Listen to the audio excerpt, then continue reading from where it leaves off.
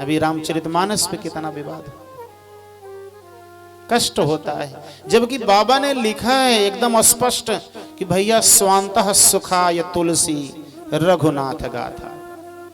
मैंने अपने परमात्मा को प्रसन्न करने के लिए इसको लिखा है और अपने सुख के लिए मैंने लिखा है। अब ये दूसरे के लिए मैंने नहीं लिखा है। तो भैया जब दूसरे के लिए नहीं लिखा है तो अगर आज आपका संविधान कहता है कि बोलने की स्वतंत्रता है, हमको लिखने पढ़ने की स्वतंत्रता है, तो वही संविधान भैया तब भी तो था। तो बाबा तुलसीदास जी को भी तो लिखने पढ़ने बोलने की स्वतंत्रता थी, वो भी तो अपने लिए लिखे हैं, किसी दूसरे के लिए लिखे नहीं है। तो मत पढ़ो, कौन कहता है आपको पढ़ने के लिए? उसके विशिष्टतम भाव को समझेंगे नहीं, राजनीति के चक्कर में अपने को चमकाने के लिए ये काम करते हैं। जबकि भगवान ने कहा है कि जो मुझसे विमुख हो गया वो नष्ट हो गया। भगवान की रास के लीला आती है। गोपिकाओं के साथ में भगवान रास कर रहे हैं। सुखदेव स्वामी कहते हैं कि ये राजा परीक्षित, भगवान न पिता रात्रि शरदोत्फुल्ल मल्लिका वीक्षरन्तु मनश्चक्रे योग मायामुपाश्रितः। शरद ऋतु की पूर्णिमा की सुंदर वो चांदनी छिटक रही है। भगवान को रास करने के विचार मन में आया तो योग माया को बुलाया और योग माया को बुलाने के बाद में कहा, योग माया आप एक नायिका का निर्माण करो। किसका? एक नायिका का निर्माण करो। नायिका ने क्या किया? नक्षत्र राज चंद्रमा को आदेशित किया कि आप एक नायिका का निर्माण करो। तो नक्षत्र राज चंद्रमा ने दिशाओं को लेकर के दक्षिण पश्चिम और उत्तर की दिशा को लेकर के एक नायिका बना दिया। दिशाओं से नायिका का निर्माण किया है, ध्यान दीजिएगा। नायिका का निर्माण हो गया। योग माया ने कहा, नक्षत्र राज चंद्रमा नायिका बन गई, युवती बन गई। हाँ महाराज बन गई। तो आकर के योग माया ने देखा तो उसका मुख ही नहीं बना था। डांटा जोर से, अरे नायिका तो बनाए लेकिन सिर नहीं बनाया, मुख नहीं बनाया, आभा कहां टिकेगी? हमारी माताएं बहनें जाती हैं देखने के लिए किसी की बहू को। हाँ मां, कुछ दिन बाद सौभाग्य जल्दी आपको मिलेगा। और एक एक नहीं, दो दो। तो कहा कि जब आती हैं माताएं, हमारी बहनें आती हैं तो क्या कहती हैं? थोड़ा अपनी बहुरियों को दिखा दीजिए, थोड़ा अपनी बहू को दिखा दीजिए ना। तो बहू को दिखाया जाता है कि बहू का मुख दिखाया जाता है? शरीर पूरा थोड़ी दिखाया जाता है, केवल बस क्षण मात्र के लिए। जैसे बांके बिहारी के मंदिर में पर्दा आता जाता रहता है। जो गए होंगे बांके बिहारी के मंदिर में वो जानते होंगे हमारे सरकार की कितनी लीला है, कितने प्यारे हैं हमारे सरकार कि अपने भक्तों के साथ में भाग जाते हैं। बगल में करौली स्टेट है, ये बहुत बार घटना हुई है। करौली स्टेट है, वहां की राजा और रानी आए कन्हैया का दर्शन करने के लिए, बिहारी जी का दर्शन करने के लिए आए। तो राजा महाराज जो थे वो तो वैसे माला फूल जो थे अपना चढ़ाए और चढ़ाने के बाद में किनारे हो गए। लेकिन उनकी धर्मपत्नी जो थी वो कन्हैया को देखती रह गई, कन्हैया को देखती रह गई। इतने सुंदर, इतने सुंदर। भगवान क्या किया? उनके साथ चले गए। हाँ, एक झूठ नहीं बोल रहा हूं, आज भी आप वृंदावन जाइए, घटना होती है वहां। तो कन्हैया जी उनके साथ चले गए। सुबह हुई भैया, देखा गया तो कन्हैया जी, बिहारी जी तो मंदिर में ही नहीं है। जब पट खोला गया तो बिहारी जी मंदिर में नहीं है। और उधर मां देवी जी ने जब पट खोला, उनकी धर्मपत्नी ने, रानी जी ने जब पट खोला तो देखा कन्हैया वहां बैठे हैं। और कन्हैया ने कहा, आप पूरी रात मुझे याद करती रही ना, इसलिए मैं चला आया। फिर लोग ले जा करके वहां भाई भगवान को बैठाए। तो आज भी कन्हैया के मंदिर में जाइए तो 2-3 मिनट में पर्दा ऐसे आता जाता रहता है, इसीलिए कि किसी की आंख न लड़ जाए भगवान से, नहीं तो उसी के साथ रफू चक्कर हो जाए। योग माया ने कहा कि तुमने मुंह नहीं बनाया, दृष्टि कहां रुकेगी, आभा कहां रुकेगी? तो पूर्व दिशा को लेकर के एक नायिका का निर्माण कर दिया, मुख बना दिया, नायिका बन गई सर्वांग सुंदर। चंद्रमा ने कहा योग माया से नायिका बन गई, योग माया ने भगवान से कहा नायिका बन गई। कितनी सुंदर है वो नायिका, कहा दृष्टवा, देखिए कितनी सुंदर। दृष्ट्वा कुमुद्वंतम अखंड मंडलम रमाननाभम नवकुंकुमारुणम व्रजम तत् वनम च तत्कोमल गोविरंजितम जगौकलम वामदृशाम मनोहरम। इतनी सुंदर है कि संसार की समस्त सुंदरता की लालिमा उस योग माया उस नायिका में आ गई और चल रही है तो लक्ष्मी की तरह, स्वरूप लक्ष्मी से ज्यादा सुंदर है। यहां तक कि सुखदेव स्वामी कहते हैं कि लक्ष्मी इसके रूप लावण्य को देख करके लजा जा रही है, इतनी सुंदर वो नायिका है। तो उस सन्निधि वन में सुंदर समय आता है।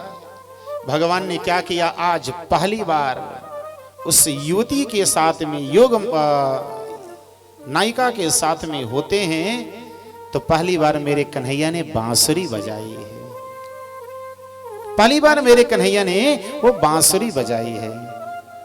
निसम्य गीतम तदनंग वरधनम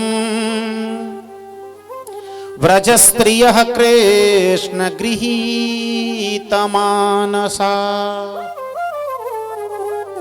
मेरे कन्हैया ने जैसे वो बांसुरी बजाई ना, निसम्य गीतम तद अनंग माने होता है कामदेव का वर्धन हो गया। कामदेव ने एक बार भगवान से कहा था कि मैंने भगवान शिव को परास्त कर दिया, तो आप कौन सी बड़ी बात है। उस कामदेव का मर्दन करने के लिए भगवान आज रास करते हैं, एक कारण हो जाता है। दूसरा कारण इसलिए भगवान रास करते हैं, जब भगवान राम जनकपुर में जा रहे थे तो मर्यादा थी उस समय, गलियों से जा रहे हैं तो सारे लोग भगवान का दर्शन कर रहे हैं, लेकिन जो नई बधुएं थी, जो नई बहुएं थी, जो नई नई आई थी, वो घर से निकल नहीं सकती थी, तो वो छत से देख रही थी, खिड़की से देख रही थी, लेकिन भगवान को देख नहीं पा रही। तो मन में आकुलता व्याकुलता भरी हुई कि अगर आज भी मैं पुरानी होती या पुरुष होता तो इनका दर्शन करता, सामने से इनके मुखमंडल की आभा का दर्शन करता। भगवान उनके स्वभाव को समझ गए, कहा परेशान मत हो, कभी आपके साथ में रहूंगा। आज वही सारी रामावतार की जो नगर बधुएं थी जनकपुर की, वे सब गोपी के रूप में आती हैं। भगवान ने अपनी जब बांसुरी को बजाया तो कामदेव का वर्धन हो गया। तो कामदेव ने कहा था मैंने भगवान शिव को परास्त कर दिया, आप कौन सी बड़ी बात है। भगवान ने कहा ठीक है, तो कोई बात नहीं, आपने शिव को परास्त किया है, मुझे भी परास्त कर देना। हाँ भगवान कर दूंगा। तो कहा काम का वेग सबसे ज्यादा होता कहाँ है, अपनी पत्नी के पास नहीं होता, प्रेयसी के पास होता है। काम का वेग जो होता है व्यक्ति में, वो पत्नी के पास उतनी तेज नहीं होता, अपनी प्रेयसी के पास ज्यादा होता है। तो ये सब भगवान की प्रेयसी बन करके आ जाई हैं, उनके बीच में भगवान आज रास करने जा रहे हैं। और कामदेव के मान का मर्दन करते, इसलिए भगवान ने रास किया है। तो ब्रज की जितनी स्त्रियां थी सबका मन खिंच गया। तो कौन कौन, सुखदेव स्वामी कहते हैं कि राजा परीक्षित कौन कौन क्या क्या काम कर रहा है। कोई आंखों में काजल लगा रहा है, तो आंखों में काजल लगाना भूल करके वो सिंदूर की जगह लगा रहा है। कोई सिंदूर लगा रही थी तो वो ओंठों पे लगाने लगी, ओंठों पे लगाने वाला पदार्थ गले में लगा रही है, अर्थात अपनी पूरी सुध बुध को भूल गई। कोई भोजन बना रही तो रोटी जलने दीजिए, कोई सास ससुर की सेवा कर रही है तो सास ससुर की सेवा भले कर रही है तन से यहां, लेकिन मन से पहुंच गई है वहां। बड़ा सुंदर भाव देते हैं महाराज का। भगवान सबके साथ रास करते हैं बड़े भाव से। और जब रास करने लगे तो सारी गोपिकाओं को ये कष्ट हो रहा है। भगवान वहां पहुंचते, सारी गोपिकाएं वहां पहुंचती हैं तो भगवान उनसे प्रश्न करते हैं, क्या सबसे पहले कहते हैं स्वागतम वो महाभागा, आपका स्वागत है। फिर भगवान कहते हैं प्रिय किं करवाणि वा, आपका मैं क्या प्रिय कार्य है वो बताइए, वो मैं आपका काम करूं। और आप इतनी रात को अपने पति को छोड़ करके, ससुर को छोड़ करके, सास को छोड़ करके, पुत्र को छोड़ करके, ग्राम नगर बस्ती को छोड़ करके इस जंगल में आई हो, ये शोभा नहीं देता, आप लौट जाओ, नहीं तो लोग आपको कहेंगे क्या। भगवान ने कहा, जब ऐसे कहा तो गोपिकाएं आपस में सोच रही हैं, पहले तो ये बुला लेता है, अब मुझे जाने को कह रहा है। तो भगवती राधा वहां खड़ी थी। भगवती राधा ने कन्हैया से प्रश्न पूछा। अच्छा, महिलाओं की एक बड़ी सुंदर आदत होती है, क्या आपके ऊपर ज्यादा ही कुछ कथा हो रही है, सुधार भी तो आप में ज्यादा है, क्योंकि पुरुष तो लोहा होते हैं, हीरा तो आप ही हैं। लोहे को तो ऐसे छोड़ दिया जाता है, लेकिन हीरे को तो मखमल में रखा जाता है। सुधार भी आप में है, संस्कार भी आप ही देती है। मैया राधे ने कहा, कन्हैया ये बताओ। तो हाँ, तो किया क्या? सारी गोपिकाएं जब निरुत्तर हो गई, हाँ ये लोग भी जब निरुत्तर हो जाती हैं तो सिंह साहब बड़ा बढ़िया काम करते हैं। क्या? दाहिने पैर के नाखून से पृथ्वी को कुरेदने लगती हैं, ये स्वभाव होता है। आज भी अगर इनसे कोई गलती, पहली बात तो गलती मानती नहीं, संभव ही नहीं कि इनसे गलती हो जाए, लेकिन अगर मान लीजिए गलती ये मान लेती हैं अपनी, तो भगवान की बड़ी कृपा। और जब गलती मान लेती हैं तो इनको लगता है कि मैंने गलती कर दी, तो दाहिने पैर के नाखून से पृथ्वी को कुरेदने लगती हैं, या ऐसे ऐसे नाखून करने लगते हैं। तो सारी गोपिकाएं करने लगी, तो भगवती राधा खड़ी हो गई। कन्हैया ये बताओ, अगर कोई पति परदेश गया है और उसकी पत्नी एक फोटो लेकर के अपने पति की पूजा कर रही है, और समयांतर में, कालांतर में उसका पति घर पे आकर के सकरी खटखटाता है, दरवाजा खटखटाता है कि मैं आ गया हूं खोलो, और उसकी पत्नी उसमें फोटो वाली पति की पूजा कर रही है, तो बताओ फोटो वाले पति की पूजा करे कि जा करके जो पति आया है उसको घर में बैठाए? क्या करना चाहिए? कुछ नहीं पता। तो कहा जो फोटो वाले पति उनको छोड़ दीजिए, अरे वास्तविक पति आ गए हैं ना, तो उनको लाओ, घर में बैठाओ, उनकी पूजा अर्चना करो। राधा ने कहा, यही तो मैं आपसे कहती हूं, अरे ये हमारे जो पति हैं जिनको छोड़ करके आई हूं, ये तो काल्पनिक पति हैं, ये आज जन्मे हैं कल मर जाएंगे, लेकिन वास्तविक पति तो आप हो। श्रेय पति, यज्ञ पति, प्रजापति, धरामपति, सबके पति आप हो। इसलिए जब आपको पा गई हूं, अब उन पतियों की आवश्यकता नहीं। रास होने लगता है, रास बड़ा सुंदर हो रहा है। सारी गोपिकाएं आपस में विचार करती हैं, कन्हैया मेरे हैं, कन्हैया मेरे हैं, कन्हैया मेरे हैं, ये मेरे साथ हैं। ये उनको अहंकार हो गया। भगवान सारी गोपिकाओं के बीच से अदृश्य हो जाते, तो उसमें राधा नामक गोपी नहीं मिल रही है, राधा मैया नहीं मिल रही। भगवान राधा को लेकर के गायब हुए हैं। सबने कहा राधा से ज्यादा प्यार करते हैं, इसलिए राधा को लेके गए। तो सब खोज रही है भगवान। तो आगे जाकर के देखा तो राधा भी एक जगह ऐसे डाली पकड़ करके खड़ी हैं। तो राधा ने कहा मेरे साथ नहीं, तुलसी के साथ में भगवान गए, क्योंकि वो तुलसी को ज्यादा प्रिय करते हैं। तो सारी गोपिकाएं एक जगह एकत्रित होकर के क्या करुण क्रंदन करती हैं। 19 श्लोकों में गोपी गीत गाया गया है। कहा जाता है जो व्यक्ति बड़े भाव से इस गोपी गीत को गाता है महाराज, उसको परमात्मा के दर्शन होते हैं। आइए एक आध दो श्लोक हम लोग भी गुनगुना लें बड़े भाव से। वो गोपी गीत क्या है, गोपियों ने अपनी सारी विरह वेदना उस गीत में वर्णन कर दी। क्या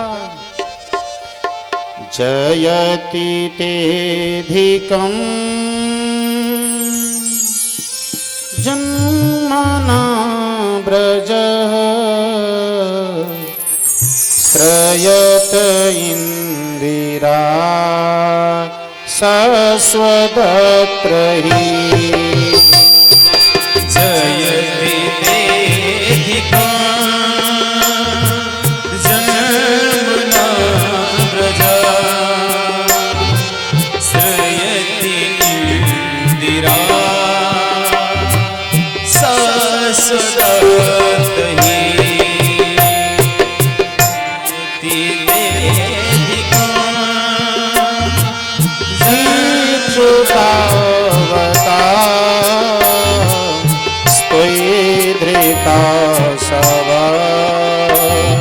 स्वामी चिन्मते जयति देहिका जगन्नाथ जयति इंदिरा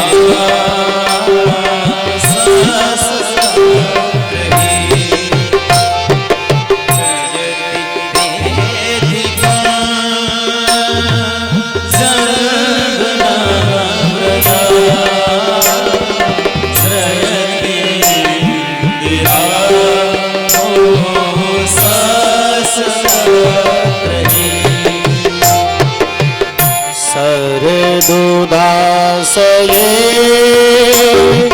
साधु जात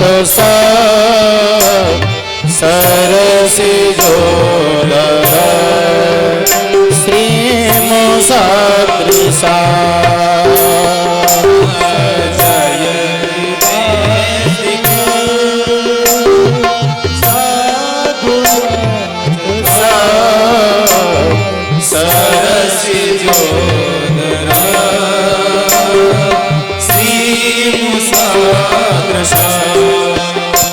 सूरत नाथ के सुरदासिका वरदहीन तो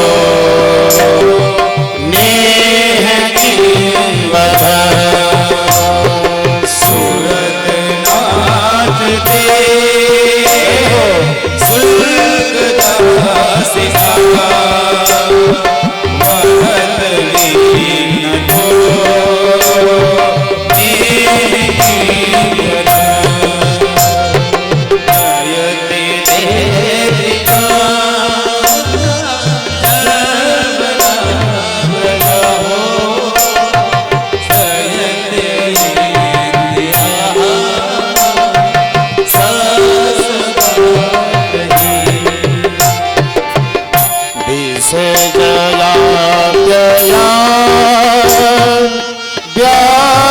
राक्षसा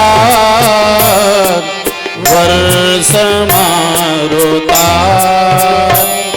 वैद्युतानला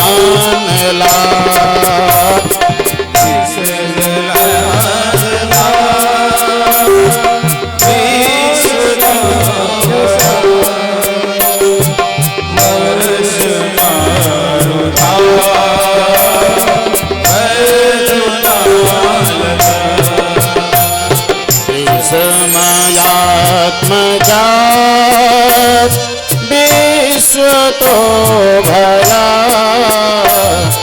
त्रिसभते वयं रक्षितामो जयति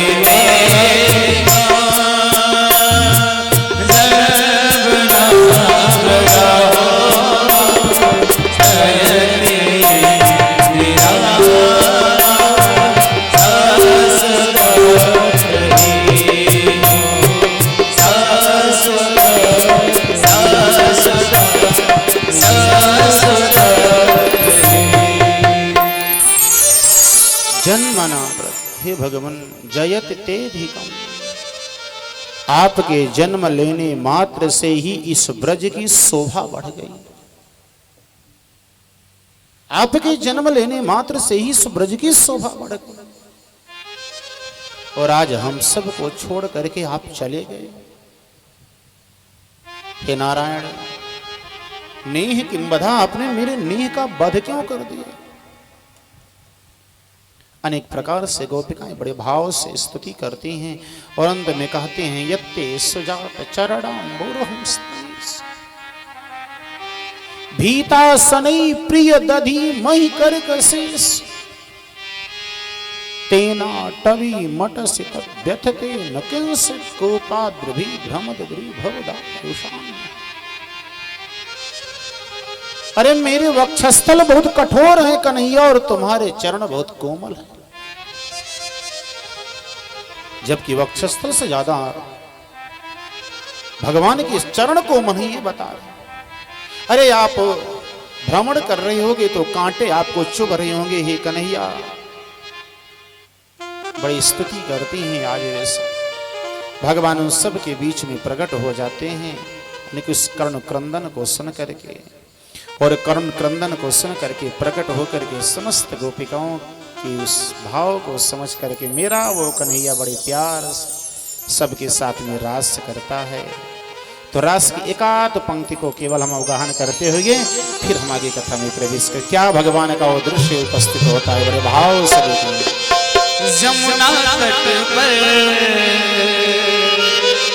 बंसी बट पर नाचे वो कृष्ण मुरारी, रस रचायो बिहारी बिहारी देखो रस रचायो बिहारी रस रचायो बिहारी। जमुना तट पर बंसी बट पर बिहारी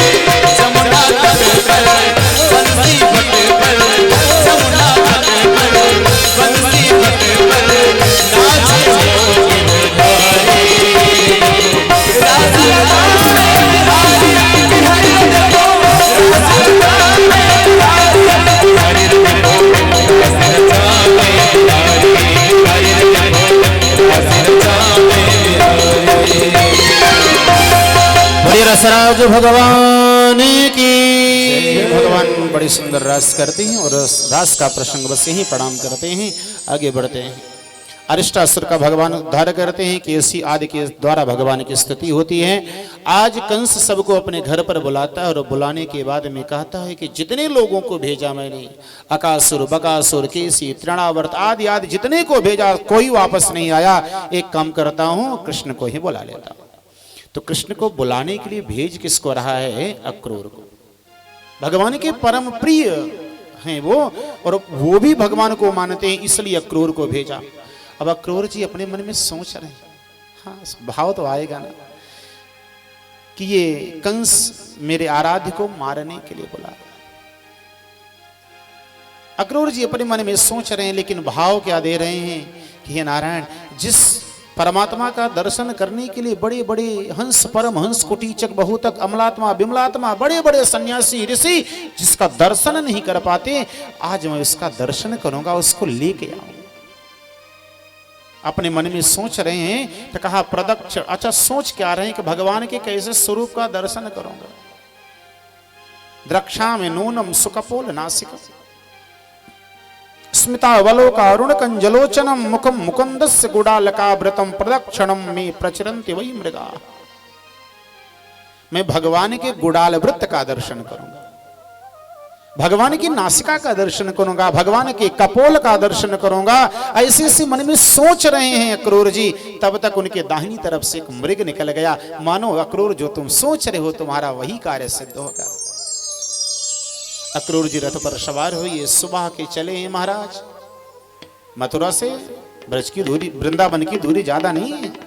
सुबह के चले हैं महाराज अपने रथ को लेकर के और चल रहे हैं, लेकिन मन में सोच रहे हैं कि मैं कन्हैया को कैसे लाऊंगा, कैसे लाऊंगा। रथ आगे चला जा रहा है और जब रथ उनका पहुंचा वृंदावन के पास में, महाराज गोकुल के पास में पहुंचा, तो भगवान गाय चरा करके, सायंकाल का समय था, जा रहे थे घर। आगे आगे गाय बछड़े जा रहे थे, पीछे पीछे मेरा वो परमात्मा जा रहा था।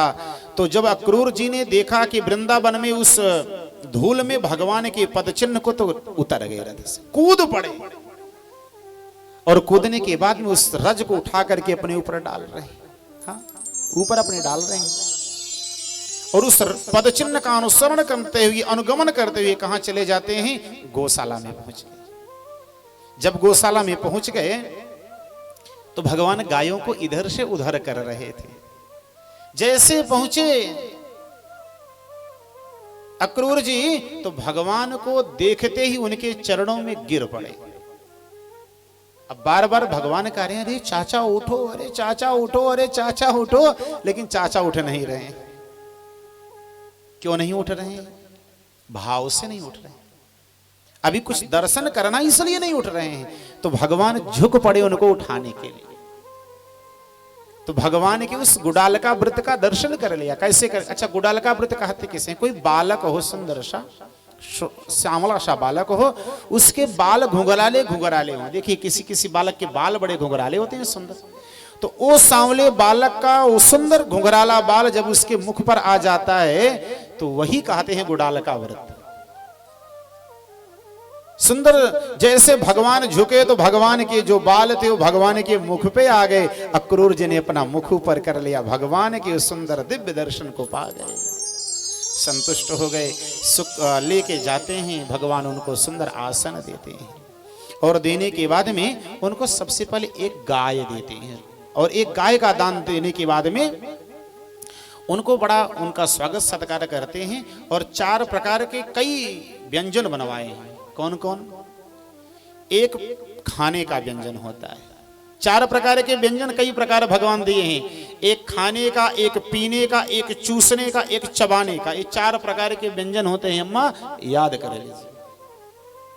एक खाने वाला, एक पीने वाला, एक चूसने वाला और एक चबाने वाला।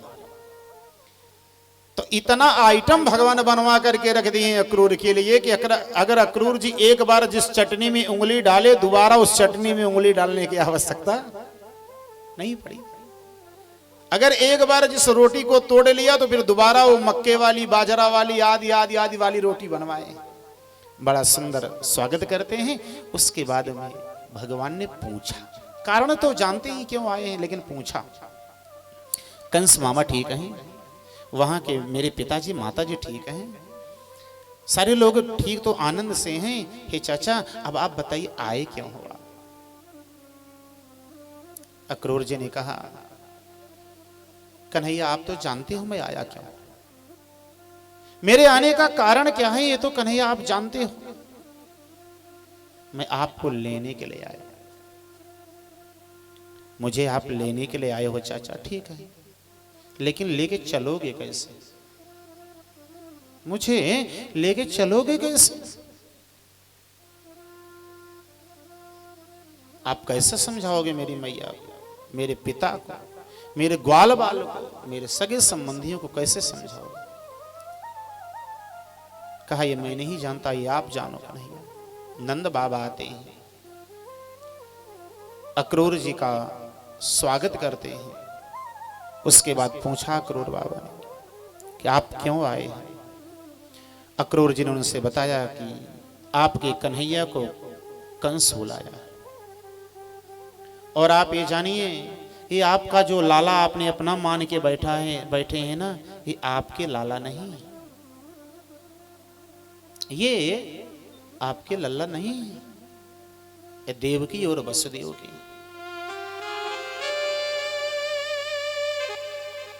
ये देवकी वसुदेव की। अक्रूर जी हंसने लगे। अरे अक्रूर, ये ठठेली, ये हंसी मजाक तो मुझसे कर ले रहे हो, ठीक है कोई बात नहीं, लेकिन यशोदा से मत करना ये सब बातें, नहीं तो तुमको पागल समझेगी। गोपिकाओं से मत करना, ग्वाल बालों से मत करना, नहीं तो सब तुमको पागल समझेंगे।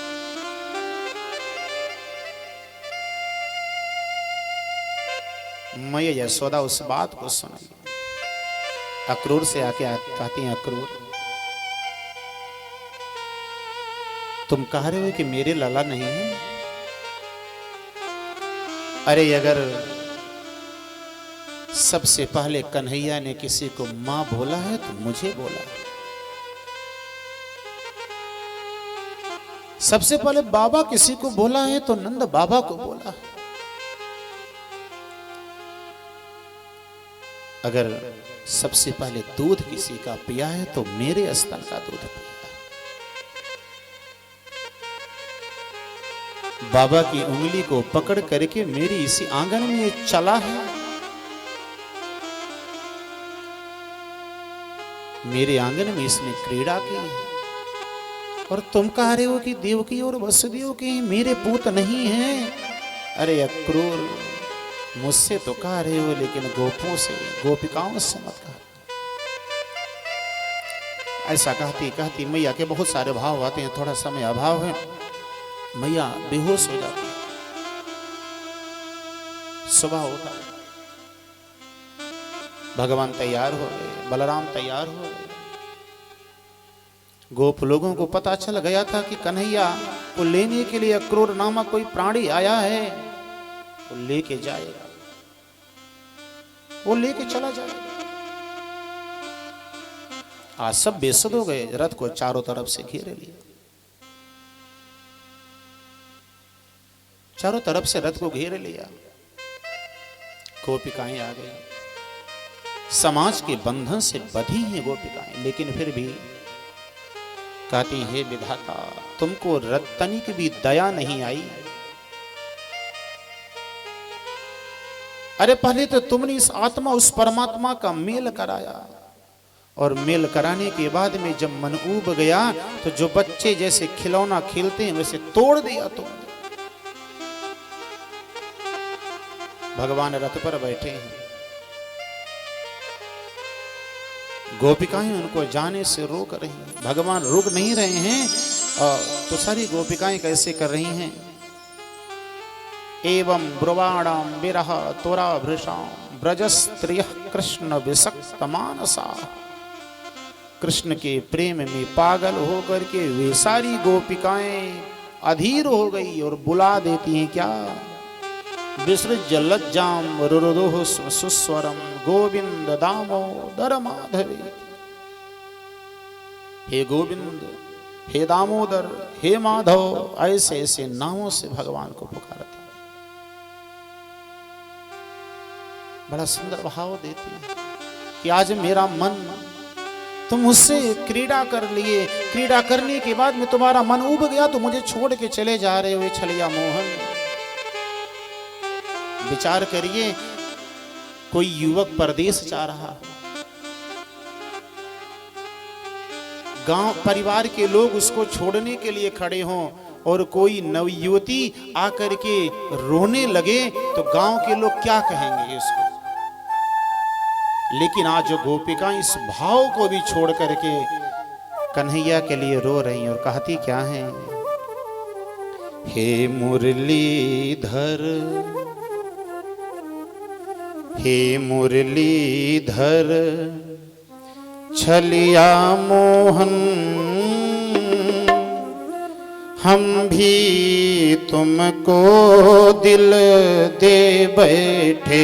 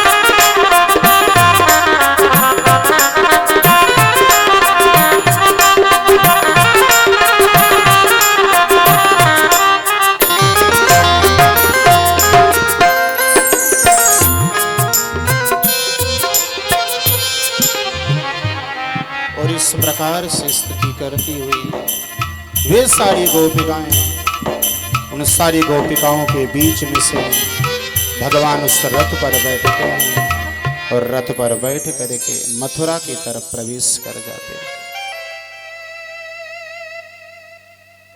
मैया यशोदा बेसुध पड़ी। आते ही जब मथुरा में प्रवेश करने लगी तो यमुना जी मिली, भक्ति की देवी।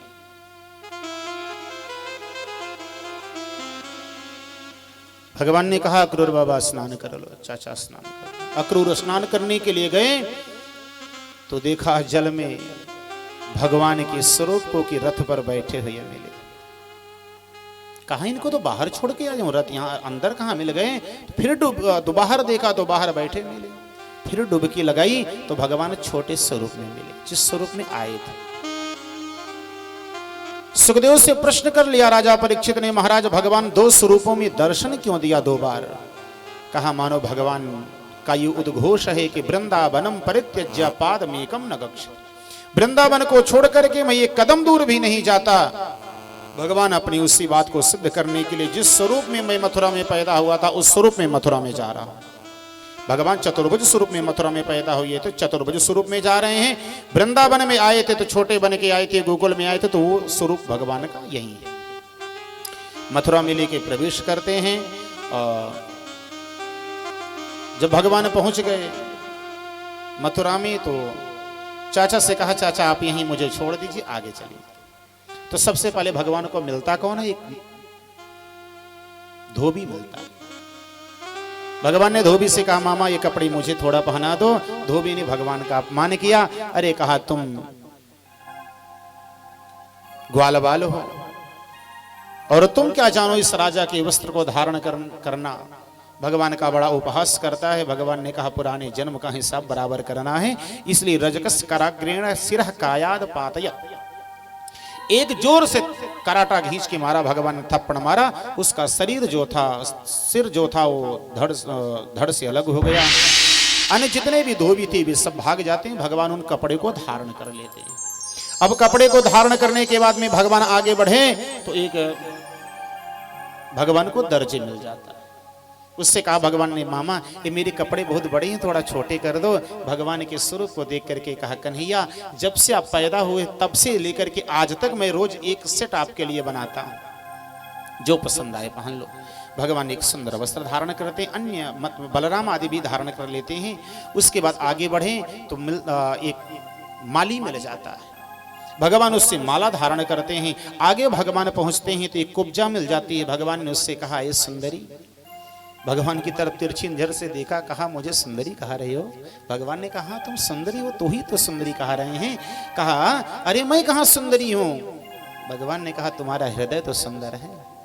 अच्छा तुम हो कौन? तो वो बताती है कि मैं त्रिविक्रा हूं और मेरे द्वारा जो चंदन घिसा जाता है वो कंस को बहुत प्रिय है, इसलिए कंस को चंदन लगाने का काम मैं करती हूं। लेकिन आपको देखने के बाद में अब उसको लगाने का मन नहीं कर रहा है। भगवान ने कहा लगा दो। तो सुंदर भगवान को चंदन लगा दी।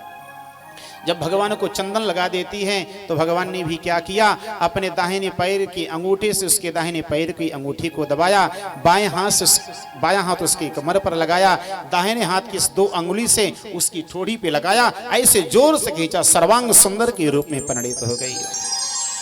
जब सर्वांग सुंदर के रूप में आ गई तो भगवान जानने लगे। तो भगवान का अंगरखा पकड़ लिया। अब कहाँ, अरे आपके समान कोई पुरुष नहीं तो मेरे समान कोई स्त्री नहीं, ये भगवान ने बहुत बढ़िया संयोग बिचारा है, इसलिए मुझसे मेरे घर चलिए विवाह करिए। भगवान ने कहा पागल हो गई, 11 वर्ष की अवस्था, अभी विवाह नहीं करना है, अभी कुछ दिन बाद। तो उसके बाद भगवान शैलेंद्री को भी सुंदर उस कुब्जा के मन को परिपूर्ण करते हैं। आगे भगवान पहुंचते हैं तो कंस ने क्या किया, एक रंगशाला का निर्माण किया है। उसके सामने कुबलियापीठ नामक हाथी को खड़ा किया है। 1000 हाथियों का बल जिसके अंतर्गत है। भगवान कुबलियापीठ को मार करके उस रंगशाला में प्रवेश करते हैं। और जब रंगशाला में प्रवेश करने लगे तो भगवान ने उसी हाथी के दोनों दांतों को उखाड़ लिया और अपने कंधे पर रख करके चलने लगे। सुखदेव स्वामी कहते हैं कि भगवान ऐसे जा रहे हैं मानो गदा लेकर के जा रहे हैं। परीक्षित ने प्रश्न कर लिया भगवान के हाथ में तो कुछ है नहीं, गदा कहाँ से आ गई।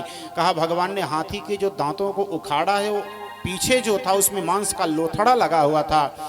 तो गदा पीछे वजन होती है, आगे पतली होती है, तो हाथी का दांत भी आगे पतला था, पीछे मांस का लोथड़ा लगा हुआ था, तो गदा के समान दिखाई दे रही थी। भगवान रंगशाला में पहुंच जाते हैं। रंगशाला में बड़ा सुंदर भाव उत्पन्न होता है। वहां जितने लोग समुपस्थित हैं सबको अलग अलग भाव से भगवान दिखाई दे रहे हैं। कहा वहां जो नर रत्न हैं, कहा जहां वहां स्त्रियां जो हैं वो भगवान को कामदेव के रूप में देख रही हैं, कंस मृत्य के रूप में देख रहा है, और भगवान अज्ञानियों को विराट के रूप में दिखाई दे रहे हैं। ऐसे ऐसे जाकी रही भावना जैसी प्रभु मुहूर्त देखी तैसी सबको भगवान उस स्वरूप में दर्शन दे रहे हैं। आगे चाणूर आता है। चाणूर ने कहा तुम चलो तुम मुझसे युद्ध करो। भगवान ने कहा पागल हो गए हो, अरे भैया तुमसे कहां युद्ध होगा मेरा। क्यों? अरे इतने तुम बलशाली हो, मैं इतना कोमल, कहां युद्ध होगा। तो चाणूर ने कहा ना बालो ना किशोर अस्तुम बलंश्च बलिनाम वरः, ना तो तुम बालक हो ना किशोर, तुम बलशालियों में भी बलशाली हो। 1000 हाथियों के बल को धारण करने वाले कुबलियापीठ को ऐसे ही मार डाला, इसलिए चलो तुम मुझसे युद्ध करो। उसके बाद भगवान ने कहा चलो युद्ध करते हैं। चाणूर भगवान से मुष्टिक बलराम से युद्ध होने लगा। जोर से एक थप्पड़ भगवान खींच करके मारते हैं चाणूर को, उसके प्राण पखेरु उड़ जाते हैं। बलराम में दोनों हाथों को बांधा, जोर से मुष्टिक को मारा, उसके भी प्राण पखेरु उड़ जाते हैं। उसके बाद में सलतोसल आते हैं, भगवान उसको भी मार करके काम तमाम करते हैं। अब उस यज्ञशाला में जो रंगमंच बना है, क्षमा करिएगा, जो रंगमंच बना है वहां पर लोग जो बैठे हैं वो सब प्रार्थना कर रहे हैं। क्या कह रहे हैं? अपने मन के भाव को प्रदर्शित कर रहे हैं कि गोप्यस तपः किम चरण यदमुस्य रूपम। अरे उन गोपिकाओं ने भगवान की कौन सी तपस्या की थी जो उनको सखा के रूप में मिल गए, पति के रूप में मिल गए, अपने परिवार के रूप में मिल गए, स्वजन के रूप में मिल गए। ये सब स्तुति करती हैं और कहती क्या है? यादो हने वहनने ब्रज, यादो हने वहनने मथनोपलेप, प्रेंखेंखनारवरुदितो क्षणमार्जनादो, गायन्ति चैन मनोरक्तधियोस्त्रुकण्ठ्यो, धन्यः व्रजस्त्रिय उरुक्रम चित्तयानः। अरे वो स्त्रियां जो थी, गोपिकाएं जो थी, भगवान को या दोहने गाय दोहते समय भी याद करती थी, क्योंकि वो गोपिकाएं सोचती थी वो कन्हैया आ जाता और आने के बाद में क्या करता, मैं गाय दूह रही हूं तो कह देता कि एक गाय का वो छोटा सा गाय का दूध मेरे मुंह में डाल दो। भगवान करते भी ऐसे। याद होने गाय दूहते समय जब मथने लगती तो गोपिकाएं सोचती वो कन्हैया आता, मेरी मथानी को पकड़ करके खड़ा हो जाता और मुझसे कहता कि एक माखन का गोला मुझे दे दो, तो मैं बहुत प्रसन्न हो जाती। तो कहा यादो हने वहनने मथनोपलेपा, प्रेंखें खनार बरुदतो क्षणमार्ज। वो धान कूटने लगी थी तो भी स्तुति करती, वो कन्हैया आता तो मेरा मूसल पकड़ लेता। अपने बच्चे को खिलाती और लाड प्यार करती तो सोचती कन्हैया को कर रही हूं। ये सारा भाव उन गोपिकाओं में होता था। उसके बाद में उसी के बीच में कंस जोर से चिल्लाता है, अरे पकड़ो पकड़ो इसको, जाने मत दो, जाने मत दो। भगवान ने क्या किया? तुरंत वहीं जहां थे वहीं से छलांग लगाते हैं और कंस के पास पहुंच जाते हैं। कंस ने निकाल लिया अपना खड्ग और करता क्या है? कहा तम खड्गपाणिम विचरन्तमासु सेनम यथा दक्षिण सभ्यमंबरे। वो दौड़ करके भगवान उसके पास जाते हैं और उसके बाल को पकड़ लेते हैं। कंस ने कहा छोड़ो छोड़ो। भगवान ने कहा मामा, कभी आपने यही दर्द हो रहा है, कभी यही केस आपने मेरी मां के पकड़े थे, यही केस मेरी मां के भी पकड़े थे, तो मेरी मां को भी तो कष्ट हुआ होगा, पीड़ा हुई होगी, तो आपको पता नहीं चला। उसके बाद भगवान ने कहा क्या किया? अरे प्रगृह्य केसे सुचलत किरीटम निपाति रंगो परितुंग मंचात तस्योपरिष्टात् स्वयं अब्जनाभ पपात विश्वासय आत्मतंत्रः। भगवान पूरे विश्व का भार लेकर के उस कंस को पकड़ करके नीचे फेंक देते हैं और पूरे विश्व का भार लेकर के कंस के ऊपर कूद पड़ते हैं। और जैसे कंस के ऊपर कूदते हैं उसके मुख से रुधिर भवन हो जाता है और कंस की मृत्यु हो जाती है। बोले कृष्णचंद्र भगवान की। भगवान के कंस को मारने के बाद में कंस के 8 भाई नग्रोध आदि थे, वे सब आते हैं। भगवान उन सब का भी काम तमाम करते हैं और जाकर के अपनी मैया को, वसुदेव और देवकी को उस जेल से छुड़ाते हैं। उसके बाद भगवान जाते हैं गुरुकुल में, वहां सुंदर शिक्षा प्राप्त करते हैं। शिक्षा प्राप्त करने के बाद में वहीं सुदामा जी मिलते हैं, जिनकी कथा कल होगी। अल्पकाल विद्या सब पाई, थोड़े दिन में सारी विद्या को प्राप्त कर लिए। चलने लगे तो चलने के बाद में अपने गुरु जी से कहते हैं, गुरुदेव मैं आपको गुरु दक्षिणा क्या दूं? गुरुदेव ने कहा जब से आप आए हो मुझे तो कुछ नहीं चाहिए, गुरु माता से पूछ लो। गुरु माता से पूछा माँ क्या चाहिए? गुरु माता ने कहा कि बेटा जब से तुम आए हो मुझे अपने पुत्र की कमी नहीं खली, आज तुम जा रहे हो तो मुझे अपने पुत्र की कमी खल रही है। भगवान ने पूछा माँ क्यों, क्या हुआ आपके पुत्र को? कहा समुद्र के किनारे खेलने गया था, वहां वो मृत्यु को प्राप्त हो गया। भगवान जाते हैं समुद्र के किनारे, रामावतार का डरा हुआ वो समुद्र आज भगवान की पूजा करने के लिए आ जाता है। भगवान ने कहा गुरुपुत्र को मेरे पास दे दो।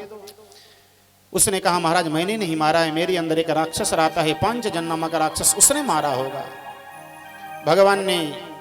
भगवान जाते हैं उस समुद्र में, पांचजन नामक राक्षस का वध करते हैं। गुरुपुत्र तो नहीं मिले, लेकिन उस शंख को लेकर के संयमनीपुरी पहुंच जाते हैं।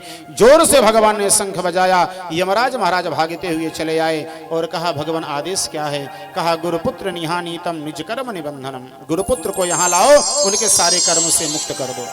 जा करके लाते हैं महाराज और ला करके गुरुपुत्रों को भगवान उनकी मैया को, उनके पिता को जाकर के दे देते हैं।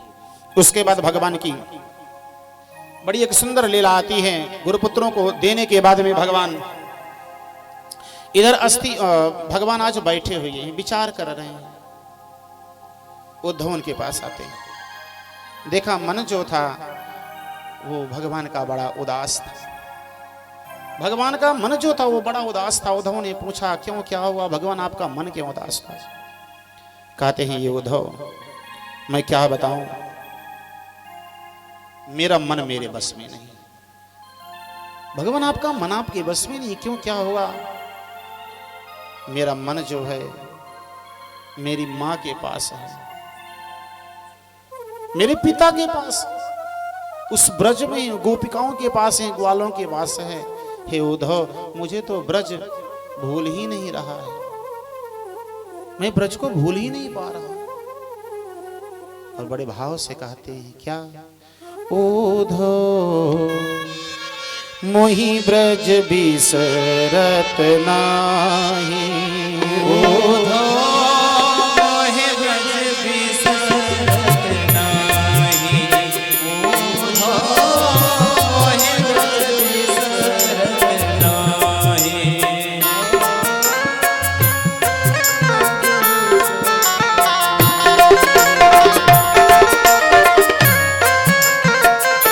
भाव देते हैं क्या नहीं भूल पा रहा हूं, हंस सुता की सुंदर कंजरी, हंस सुता की सुंदर कंजरी, हंस सुता की सुंदर कंजरी, हंस सुता की सुंदर कंजरी, अरु कुंजन की छाई,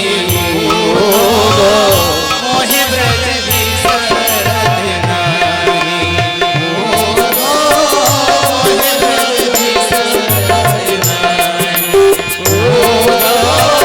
मोहि ब्रज बिसरत नाही।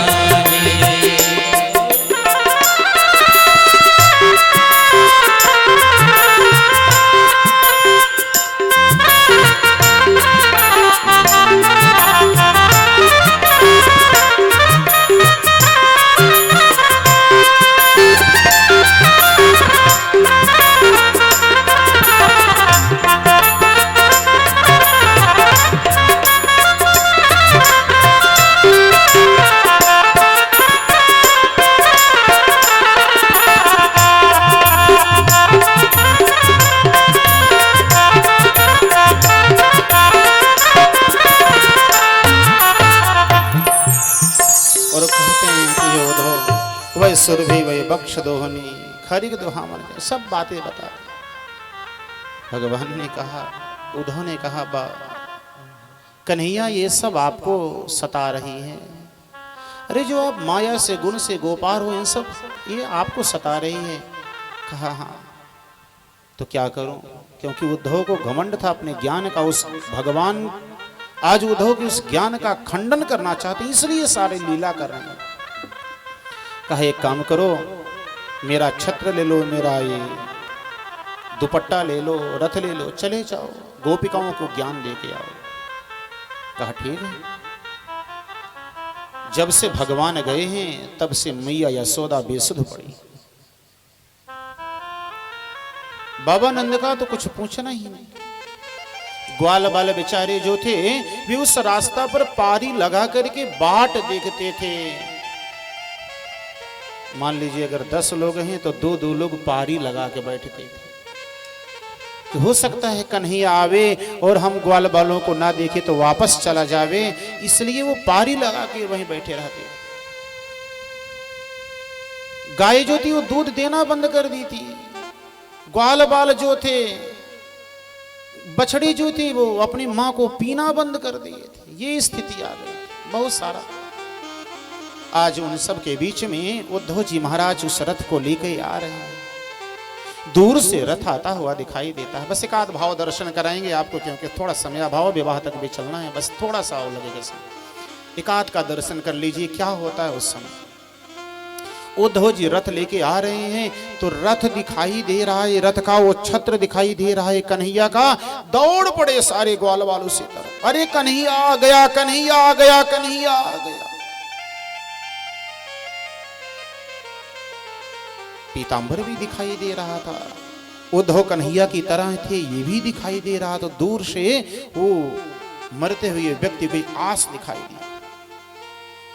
लेकिन ज्यों ही रथ सन्निकट आया वो सारे के सारे बेसुध हो गए, जैसे जल से मछली को निकाल दिया।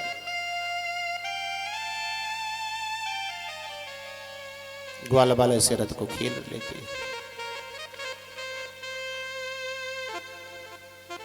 उद्धव जी ने पूछा कि नंद बाबा का घर किधर है? कोई बोल ही नहीं रहा है, बस आगे आगे सब चले जा रहे हैं, क्योंकि सीमा जहां तक थी कि यहां तक खड़ा रहूंगा, घर नहीं जाऊंगा, हो सकता है कन्हैया आ जाए। सारे ग्वाल बाल वहीं रुक गए। वहां से नंद बाबा वो ब्रज दिखाई देने लगा, गोकुल वृंदावन दिखाई देने लगा। उद्धव जी सखी से पूछते, किसी गोपी से पूछते, नंद बाबा का महल किधर है? एक गोपी ऐसे इशारा कर देती, उधर उधर तक पहुंच जाते, उस गली तक पहुंच जाते। अब वहां पर पहुंच करके 2-3 गली किस तरफ जाएं, फिर वो पूछते, एक सखी खड़ी रहती, नंद बाबा का मकान किधर है? इधर। उद्धव जी ने सोचा सारे गूंगे हैं क्या, यहां कोई बोल नहीं रहा है। लेकिन इशारों इशारों में पहुंच जाते हैं नंद बाबा के मकान में। स्थिति क्या होती है, बिल्कुल सजीव वर्णन है। कल्पना करने मात्र से आंखों से अश्रुधारा बहने लगती है महाराज। सोच लीजिए केवल उस समय का वर्णन। नंद बाबा भी गए थे कंस के यहां कृष्ण के बाद में। जब कंस मर गया, सारी विद्या प्राप्त कर ली, जनेऊ संस्कार हो गया, तो बाबा ने कहा चलो ना। कन्हैया ने कहा बस बाबा 2-4 दिन रुक जाइए, चलता। 2-4 दिन करते करते एक दिन कन्हैया ने क्या किया, अपना सारा सामान दे दिया और कहा बाबा लेके चले जाओ, मैया से बता देना अब मैं गोकुल वृंदावन नहीं आऊंगा। नंद बाबा वो सारा सामान रथ पर लाद करके आज ही उस यशोदा के सामने पहुंचे। मैया यशोदा ने नंद बाबा को आया हुआ देख करके दौड़ पड़ती हैं उस रथ की तरफ। मेरा कन्हैया आ गया, मेरा श्याम सुंदर आ गया। तो रथ के पीछे नंद बाबा ने कन्हैया के सारे वस्त्र आदि धारण रखे हुए थे, ऐसे बस अस्त व्यस्त फेंक दिए थे। मैया ने सोचा कन्हैया सो रहा है, जाती ही उस रथ के पास। कन्हैया सो रहा है, सोने दो, काफी देर से थक गया होगा, सोने दो। नंद बाबा बगल में खड़े हैं, ठटकी लगी हुई उनकी।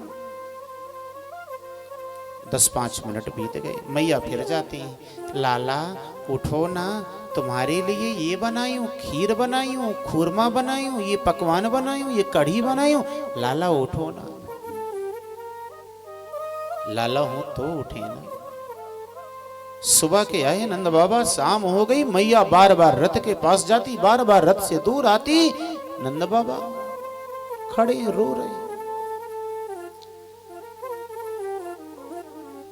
मैया पालना जाके साफ करता, कन्हैया को सुलाना। शाम का बिस्तरा मैया ने लगा दिया, कन्हैया को जल्दी सुलाना, थका है।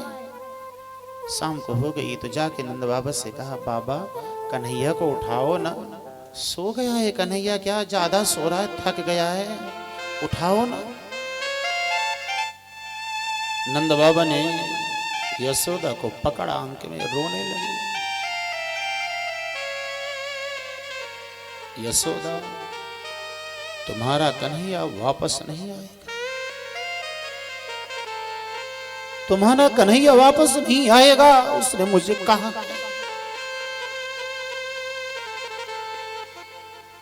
मेरा कन्हैया वापस नहीं आएगा, इस बात को सुन करके मैया बेहोश हो।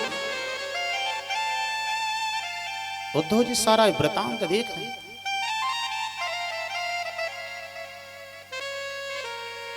और जब बेहोशी की हालत से मां उठी तो बाबा के वक्षस्थल को पीट रही,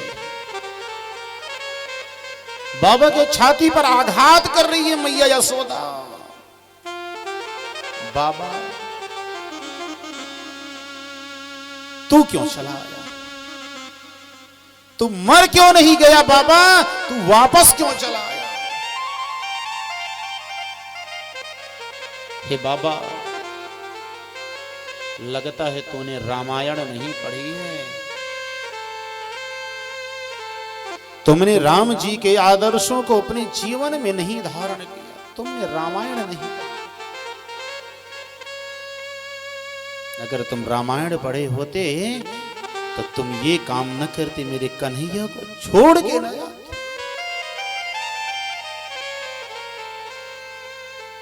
नंद बाबा ने कहा, नंद रानी, मैंने तो रामायण पढ़ी है, मेरे रामायण पढ़ने में भूल कहां है? जो वृतांत कहो, जो कथा कहो, वो सुना देता हूं भगवान राम का। मैया ने कहा, तुमको पता होना चाहिए बाबा, उसी राम जी के पिता का नाम था दशरथ।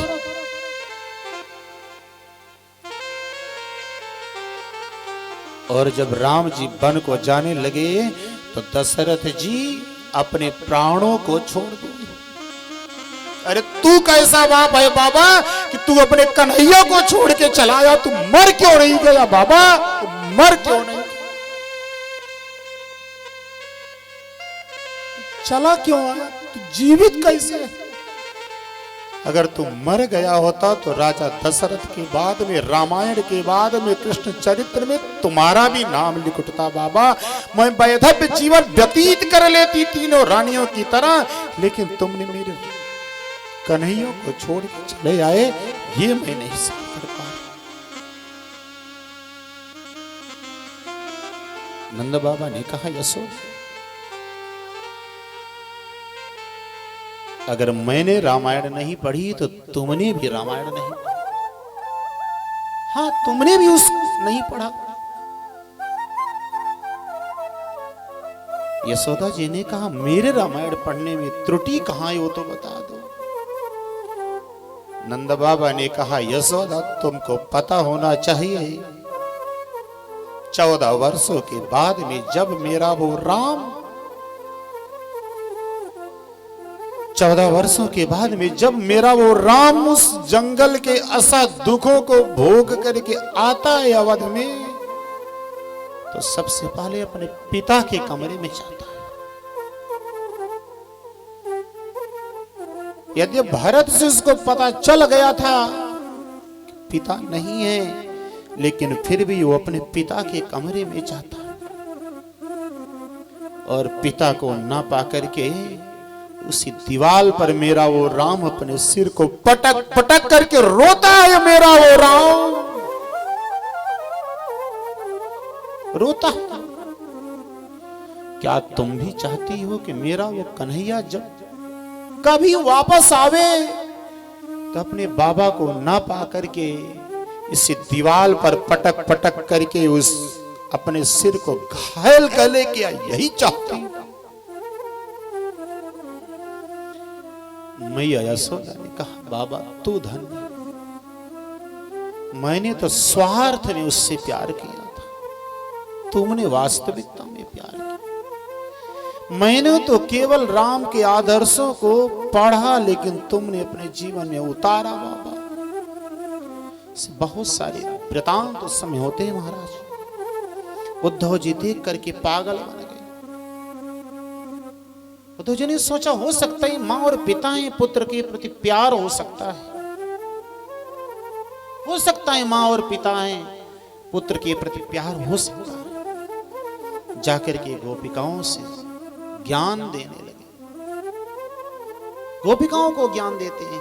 गोपिकाएं उनके ज्ञान को लेने की बात कौन कहे, महाराज उनको स्वयं ज्ञान देने लगे।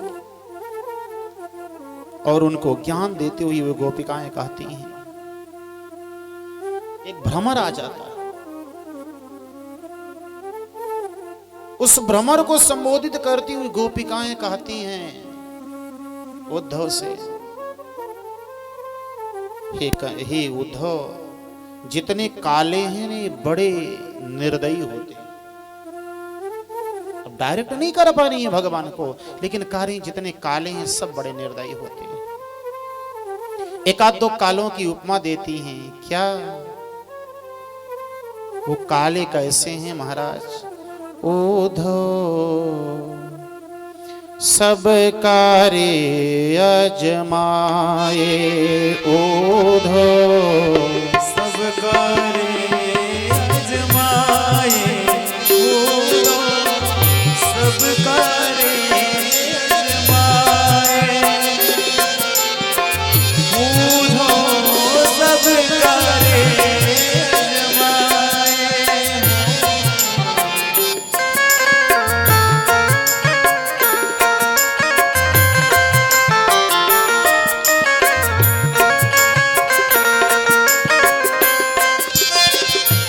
कहती क्या है?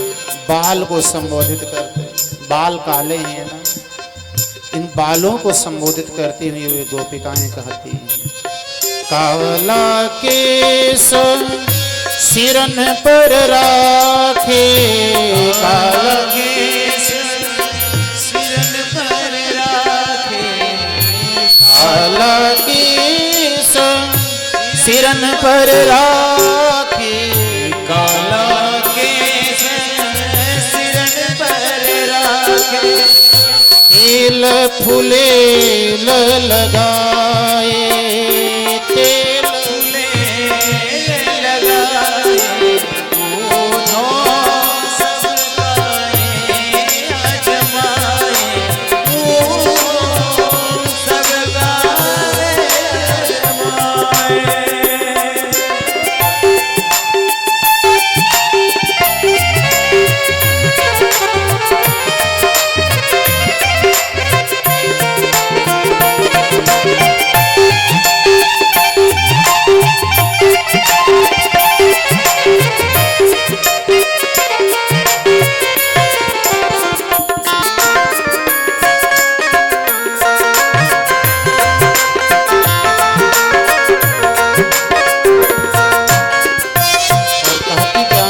समय परी पर वे नहीं अपने, समय पल नहीं अपने, समय परी पर वे नहीं अपने, समय पर नहीं अपने, श्वेत रंग दिखलाए, उद्धव सब कार्य अजमाए, उद्धव सब कार्य अजमाए, उद्धव सब कार्य अजमाए, उद्धव सब कार्य अजमाए। इन बाल को कहते हैं कि ये तेल फुलेल लगाते हैं, लेकिन समय पड़ता है तो ये सफेद हो जाते हैं। सांप को कहती हैं कि इनको दूध पिलाते हैं, लेकिन समय पड़ता है तो उंगली में डस जाते हैं। ऐसे ऐसे बहुत सुंदर बातें बताती हैं। उसके बाद कहती हैं कि जानते हो वो कन्हैया मुझसे कैसे प्यार किया है? कहा जैसे भौरों का पुष्पों से प्यार होता है। भौरे क्या करते हैं? पुष्प परागकण को लेकर के चले जाते हैं, फिर उस तरफ नहीं आते। कहा पुरुषों का जैसे स्त्रियों से केवल स्वार्थ बस प्यार होता है, और जैसे वेश्या समझती है मेरे यहाँ आने वाला जो व्यक्ति इसके पास सब धन समाप्त हो चुका है तो उसको छोड़ देती है। ब्राह्मण लोग यजमान के यहां से दक्षिणा पाने के बाद में उसका घर छोड़ देते हैं। शिक्षा प्राप्त करने के बाद में विद्यार्थी गुरु को छोड़ देता है। ऐसे ही कन्हैया हम सबको छोड़ के चला गया। क्यों? क्योंकि वहां मथुरा में जाकर के नई नई युवतियों को प्राप्त कर लिया, तो हमको क्या प्यार करेगा। उसके बाद में बड़ा सुंदर भाव देते हैं। उद्धव जी के जो ज्ञान थे महाराज, ज्ञान चक्षु थे, वे नष्ट हो जाते हैं और वहां पर फिर जब चलने लगते हैं तो मन में भाव देते हैं। क्या? आशा महो चरण रेण जुसाम महाम श्याम वृंदावने किमपि गुल्मलतौषधी नाम।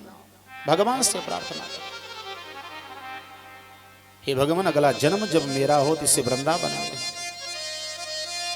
वृंदावन में मेरा जन्म दे देना और मुझे रेणु बना देना, रज बना देना, जिससे मैं उड़ करके गोपिकाओं के चरण चिन्ह पर पड़ जाऊं, उनका चरण चिन्ह मेरे ऊपर आए, आदि आदि सब बड़ा सुंदर भाव देते हैं। अर्थात कहने का तात्पर्य गोपी कि उस ज्ञान से उद्धव महाराज के जो ज्ञान चक्षु थे वे सब नष्ट हो जाते हैं। उसके बाद आते हैं और भगवान ने उनसे कहा, क्यों, क्या हुआ? आपने सुंदर ज्ञान दिया। कहा, महाराज उस ज्ञान को छोड़ करके प्रेम में सरावर हो गए। फिर जरासंध की दो पुत्रियां हैं, अस्थि प्राप्ति जो कंस की पत्नी, ये जरासंध के पास जाकर के निवेदन करती हैं कि कन्हैया ने कंस को मार दिया। जरासंध क्रोध में आता है और भगवान से युद्ध करने के लिए आता है। 17 बार भगवान से युद्ध करता है, भगवान उसको पराजित कर देते हैं। 18वीं बार वो युद्ध करने के लिए आ रहा है, बीच में काल यवन मिल जाता है। काल यवन से पूछा, कहां जा रहे हो? काल यवन ने कहा, कन्हैया से युद्ध करने जा रहा हूं। जरासंध ने कहा, मैं भी चल रहा हूं। ठीक है, चलो। जरासंध ने सेनापति बना दिया और इधर आता है युद्ध करने के लिए। महाराज भगवान ने देखा कि इससे युद्ध करके नहीं जीता जा सकता, इससे मल्ल युद्ध करना चाहिए। काल यवन को मल्ल युद्ध के लिए ललकारते हैं। काल यवन मल्ल युद्ध के लिए तैयार हो जाता है तो भगवान अपना गमछा, वही पीतांबर लेकर के ऐसे ऐसे दिखाते हुए गुफा में जाते हैं। एक पुरुष सोया हुआ था, उसी के ऊपर डाल देते हैं। काल यमन पहुंचा, जोर से एक पाद प्रहार करता है उस पुरुष को। पुरुष उठता है, उसके देखने मात्र से वो काल यमन जल करके भस्म हो जाता है। परीक्षित ने सुखदेव स्वामी से प्रश्न किया, महाराज ये कौन है? ये कौन है जिनके देखने मात्र से वो भस्म हो गए? तो बताया कि ये मुचकुंद महाराज हैं। सतयुग में देवताओं की तरफ से युद्ध किए थे, थक गए थे। इन्होंने इंद्र से वरदान मांगा, मैं सोना चाहता हूँ। इंद्र ने वरदान दिया, जाओ तुमको जो जगाएगा वो चल करके भस्म हो जाए। ये वही मुचकुंद महाराज हैं। मुचकुंद महाराज भगवान की स्तुति करते हैं। भगवान आते हैं और देखा जरासंध ने कि ये तो कन्हैया फिर से चला आया है, लगता है मुझको काल यवन को भी मार दिया। तो भगवान को दौड़ा लेता है। भगवान भागते हैं तो भगवान का एक नाम पड़ जाता है, रणछोड़। बोलिए रणछोड़ भगवान की। प्रहर्षण पर्वत पर भगवान चढ़ जाते हैं और प्रहर्षण पर्वत पर चढ़ने के बाद में वो सोचता है इसी पर चढ़े, चारों तरफ से आग लगा देता है। भगवान कूद पड़ते हैं समुद्र में और वहां योगमाया से कहा कि जाकर के मथुरा में जितने भी लोग निवास कर रहे हैं सबको यहाँ ले आओ। योगमाया ने सबको लिया और रात्रि उस स्थान पर पहुंचा दिया जहां पर विश्वकर्मा ने एक भवन का निर्माण किया था। सारे लोग रात वहां सोए थे। सुबह यहाँ उठे तो उठने के बाद में अपना दरवाजा खोलने लगे। द्वार कहाँ है, दरवाजा कहाँ है? तो उसका नाम पड़ गया द्वारिका। यद्यप शुद्ध नाम है द्वारका। भगवान उसे द्वारका में रहने लगे। आज काल यवन ये सोच रहा है, जरासंध ये सोच रहा है कि भगवान मर गए। आगे भगवान के विवाह का बड़ा सुंदर उपक्रम आता है। जिस कार्य के लिए, जिस कथा को आज यहाँ तक पहुंचना भी था ना, वो बड़ा सुंदर उपक्रम आता है।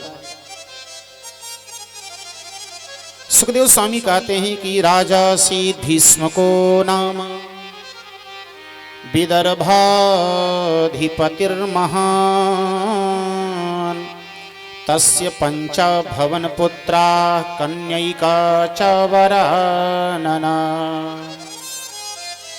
विदर्भ देश के अधिपति थे महाराज भीष्म। उनके 5 पुत्र, 1 बिटिया। 5 पुत्रों का नाम था, कहा महाराज, रुक्मी, रुक्मरथ, रुक्मबाहु, रुक्मकेश और रुक्ममाली, और बिटिया का नाम था रुक्मणी।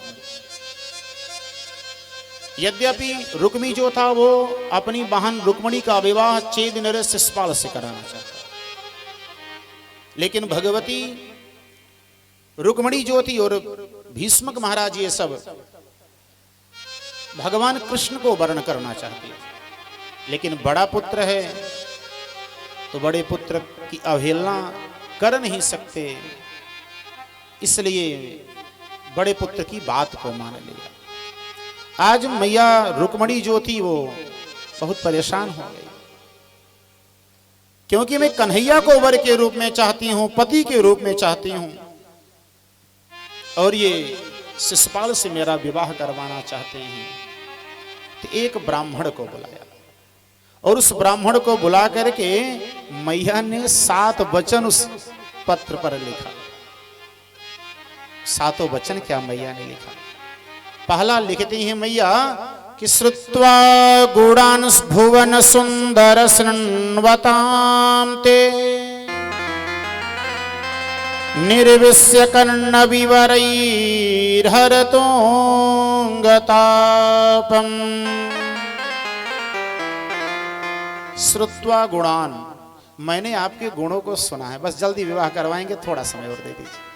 कहा श्रुत्वा गुणान, मैंने आपके गुणों को सुना है, देखा नहीं है आपको, कि फेसबुक पे देख ली हूं, कि व्हाट्सएप पे इंस्टाग्राम पे याद देखी नहीं हूं, केवल मैंने सुना है। अच्छा, सुनी किससे है? नारद जी से।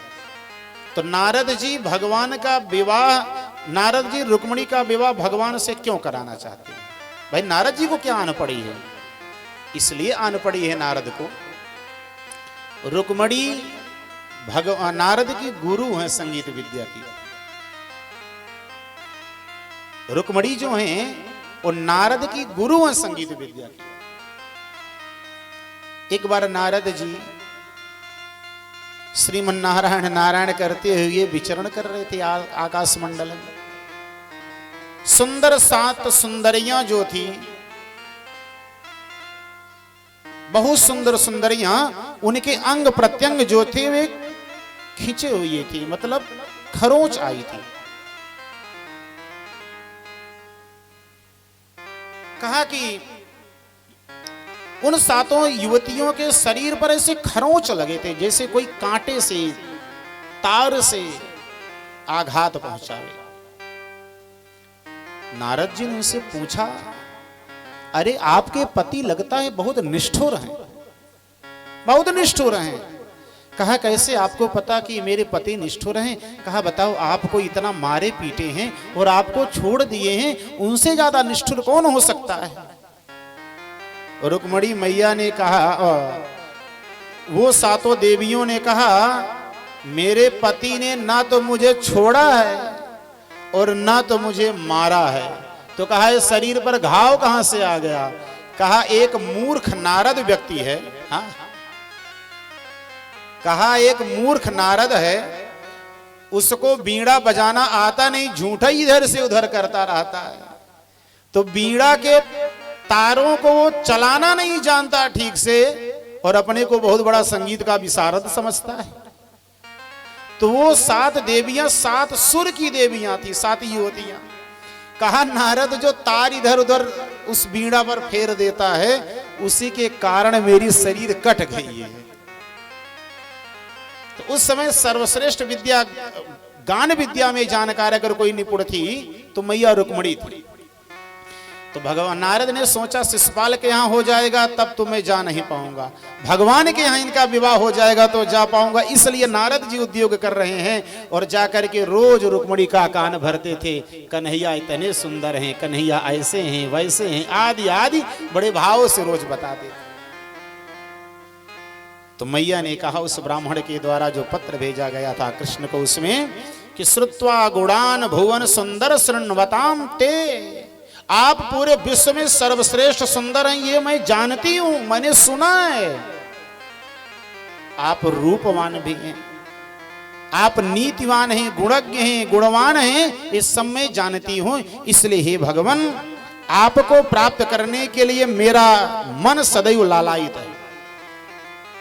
इधर देखिए, उधर वाली व्यवस्था आप बाद में देख लीजिए। दूसरा बड़े भाव में कहती हैं कात्वा मुकुंद महती कुलशील रूप। अच्छा, विवाह होता है तो बराबरी में होता है ना, विवाह होता है तो बराबरी में होता है। तो अगर आप ये सोचते हो कि आप राजा हैं और मैं गरीब के घर की हूं, तो ये बिल्कुल विचार छोड़ दीजिए। जैसे आप हैं वैसे मैं भी हूं। कात्वा मुकुंद महती कुलशील रूपा विद्या वयो द्रविड़ धाम अभिरात्म तुल्यम। अगर आप पीएचडी हैं तो मैं भी पीएचडी हूं, हाँ आपके बराबर में हूं। विद्या में आपके बराबर हूं। वयो मतलब अगर आप 18 साल के, अगर आप 21 साल के हैं तो मैं भी 18 साल की हूं, हमारी जोड़ी बराबर है। द्रविड़ माने होता है धन, अगर आप धनवान हैं तो मेरे पिता भी धनवान हैं। विद्या वयो द्रविड़ धाम, अगर आपके यहाँ घर बहुत बड़ी बड़े हैं, अट्टालिकाएं हैं, तो मेरे यहाँ भी हैं। इन सब में मेरी आपकी बराबरी है। तो जब मेरी आपकी बराबरी है तो ऐसे संसार में धीरावतीम कुलवतीम न वृणीत कन्या, ऐसे संसार में कौन सी कन्या होगी जो ऐसे पति का वर्णन न करे। तो हे कन्हैया, मैं आपको अपने पति के रूप में चाहती हूँ। और अगर आप मुझे पति के रूप में नहीं मिल रहे हो तो होगा क्या जानते हो? काले नृसिंह नरलोक मनोभिरामम, मानो सिंह के भाग को भेड़िया लेके चला गया।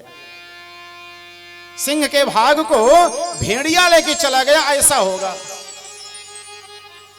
अच्छा, एक बात बड़ी सुंदर बताएं, विवाह में क्या क्या चाहिए? हाँ? जैसे मान लीजिए माता हैं, इनको क्या चाहिए? अम्मा उतराई चाहिए पेटी में बढ़िया, हाँ हाँ, दूध उतारे का है तो कुछ तावे चाहिए भाई। पिता को क्या चाहिए? परिवार के जो लोग हैं उनको क्या चाहिए? बाराती को क्या चाहिए? हमारे यहाँ बड़ी सुंदर बात कहते हैं कुछ संत लोग, वृद्ध लोग, कि दंपति रूप ही मातु धन। हाँ सिंह साहब, पति और पत्नी सोचते हैं कि बिल्कुल वो सुंदर हो, उर्वशी और कामदेव हो। उर्वशी के समान सुंदर हो, कामदेव के समान सुंदर हो। पति और पत्नी को धन वगैरह से मतलब नहीं, केवल सुंदरता से मतलब। दंपति रूप ही मातु धन, दोनों माताएं सोचती हैं, हाँ जो अगर दोनों समधिन बैठे हो जनी, मातु धन, दोनों माताएं सोचती हैं, लड़की और लड़के की मां, कि धन खूब हो। वो सोचती है धन होगा तो मेरी बिटिया सुख करेगी, ये सोचती है धन होगा तो खूब मिलेगा। मां तो धन। अब पिता नाम विख्यात, पिता सोचता है जहां विवाह कर रहा हूं उनका नाम खूब हो। 10 किलोमीटर दूर से पूछूं तो लोग नाम बता दें, चतुर्दिक उनकी कीर्ति हो। पिता नाम विख्यात, कहा उत्तम कुल बांधव चाहे। परिवार के जो अन्य लोग होते हैं वो उत्तम कुल चाहते हैं, कि कुल में कोई दाग ना हो, ये परिवार के अन्य लोग चाहते हैं। लेकिन भोजन चाहत बारात, बाराती केवल भोजन चाहिए और कुछ नहीं चाहिए ना। तो आज विवाह होना भी है, सुंदर भोजन मिलेगा, काला जाम, क्या बात है। तो कहा महाराज, मैया ने पुनः लिखा, 2 वचनों में लिखा, आगे लिखा कि अगर मैंने पूर्ण और इष्ट व्रत किया हो तो मुझे परमात्मा के रूप में, हे परमात्मा मुझे पति के रूप में आप प्राप्त हो। और अगर आप ये सोचते हो कि मैं आपको मिलूंगी कैसे, तो मैया उपाय बता देती है, भागने वाला उपाय। क्या? हाँ, हमारे यहाँ विवाह से 1 दिन पूर्व गौरी पूजन होता है। तो जब गौरी पूजन के लिए मैं आऊं तो उसी समय आप चले आना और मेला हरण करके लेके चल देना। कहा ठीक। आदि आदि 7 वचनों में बड़ा सुंदर वर्णन दिया। ब्राह्मण लेके जाते हैं महाराज सभा में। कहा कि विदर्भ देश से ये पत्रिका आई है, रुक्मणी ने भेजा है। भगवान ने कहा सबके सामने सुनाओ। सबके सामने सुनाया गया। भगवान ने ब्राह्मण से कहा कि जाओ कह दो कि मैं आऊं। और इधर मैया का श्रृंगार करने के लिए जो सखियां थी वो तैयार हैं, लेकिन अभी तक ब्राह्मण लौट के नहीं आए हैं। ब्राह्मण लौट के नहीं आई, इसलिए मैया अपना श्रृंगार नहीं करवा रही हैं। वो कह रही आइए आपको श्रृंगार आपका कर दें, तेल काजल वगैरह वगैरह सब कर दें।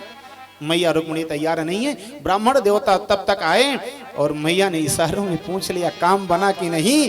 ब्राह्मण देवता ने इशारों में बता दिया हाँ काम बन गया है। तो मैया सबको बुला लेती हैं और बुला के क्या कहती हैं बड़े भाव से, ऐ सखियां आओ मुझे सजाओ, मेरा श्रृंगार करो, मुझे मेहंदी लगाओ, उबटन लगाओ, तेल लगाओ, काजल लगाओ, पीतांबर साड़ी पहनाओ, नथ पहनाओ, नथुनी पहनाओ, पावजेब पहनाओ और खूब बढ़िया श्रृंगार कर दो मेरा। क्या भाव देती है? आओ मेरी सखियों मुझे मेहंदी लगा दो, मेहंदी लगा दो, मुझे सुंदर सजा दो, मुझे श्याम सुंदर की दुल्हन बना दो, सुंदर की दुल्हन बना दो, मुझे श्याम सुंदर की दुल्हन बना दो, मुझे श्याम सुंदर की दुल्हन बना दो।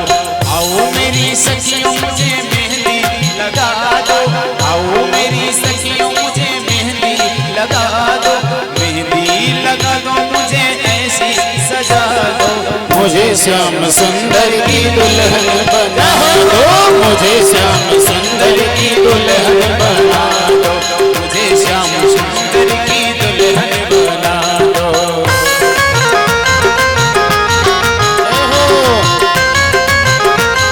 दोनों हाथ ऊपर करके भगवान से प्रार्थना करें। जय हो। हरि बोल।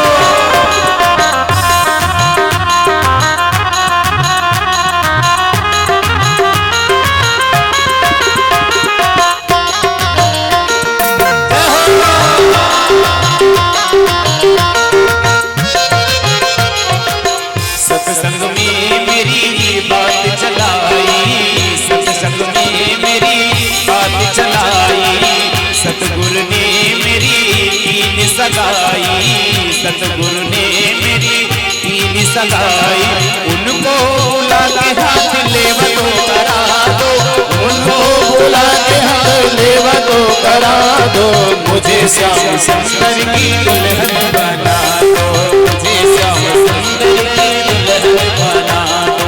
आओ मेरी सखियों मुझे मेहंदी लगा दो, मेहंदी लगा दो, मुझे सुंदर सजा दो, मुझे श्याम सुंदर की दुल्हन बना दो, मुझे श्याम सुंदर की दुल्हन बना दो।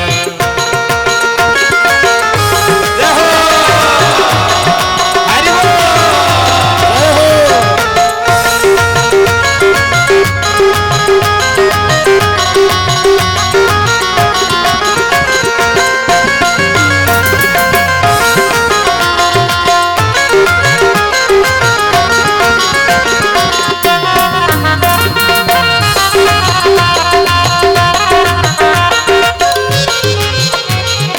ऐसी ओढ़ चुनरी की रंगना ही छूटे, ऐसी ओढ़ चुनरी की रंगना ही छूटे, ऐसा वरु दुल्हा कबहू न छूटे, ऐसा वरु दुल्हा जो कबहू न छूटे।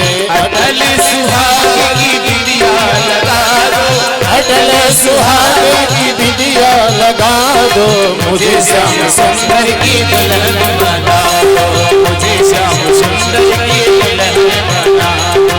आओ मेरी सखियों मुझे मेहंदी लगा दो, मेहंदी लगा दो, मुझे सुंदर सजा दो, मुझे श्याम सुंदर की दुल्हन बना दो, मुझे श्याम बोले श्याम सुंदर भगवान की। सभी लोग छोड़ते हुए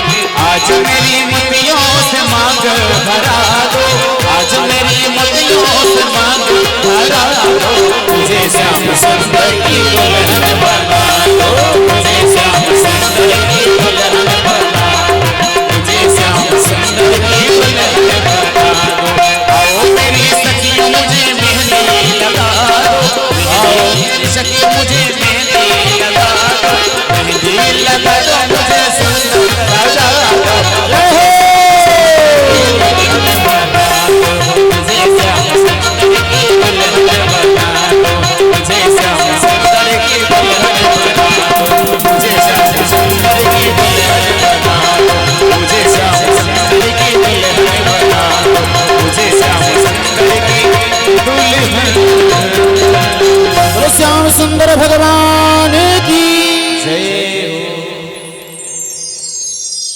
मैया का श्रृंगार खूब सुंदर हुआ है। विवाह से एक दिन पूर्व की बात है। विवाह से एक दिन पूर्व की बात है।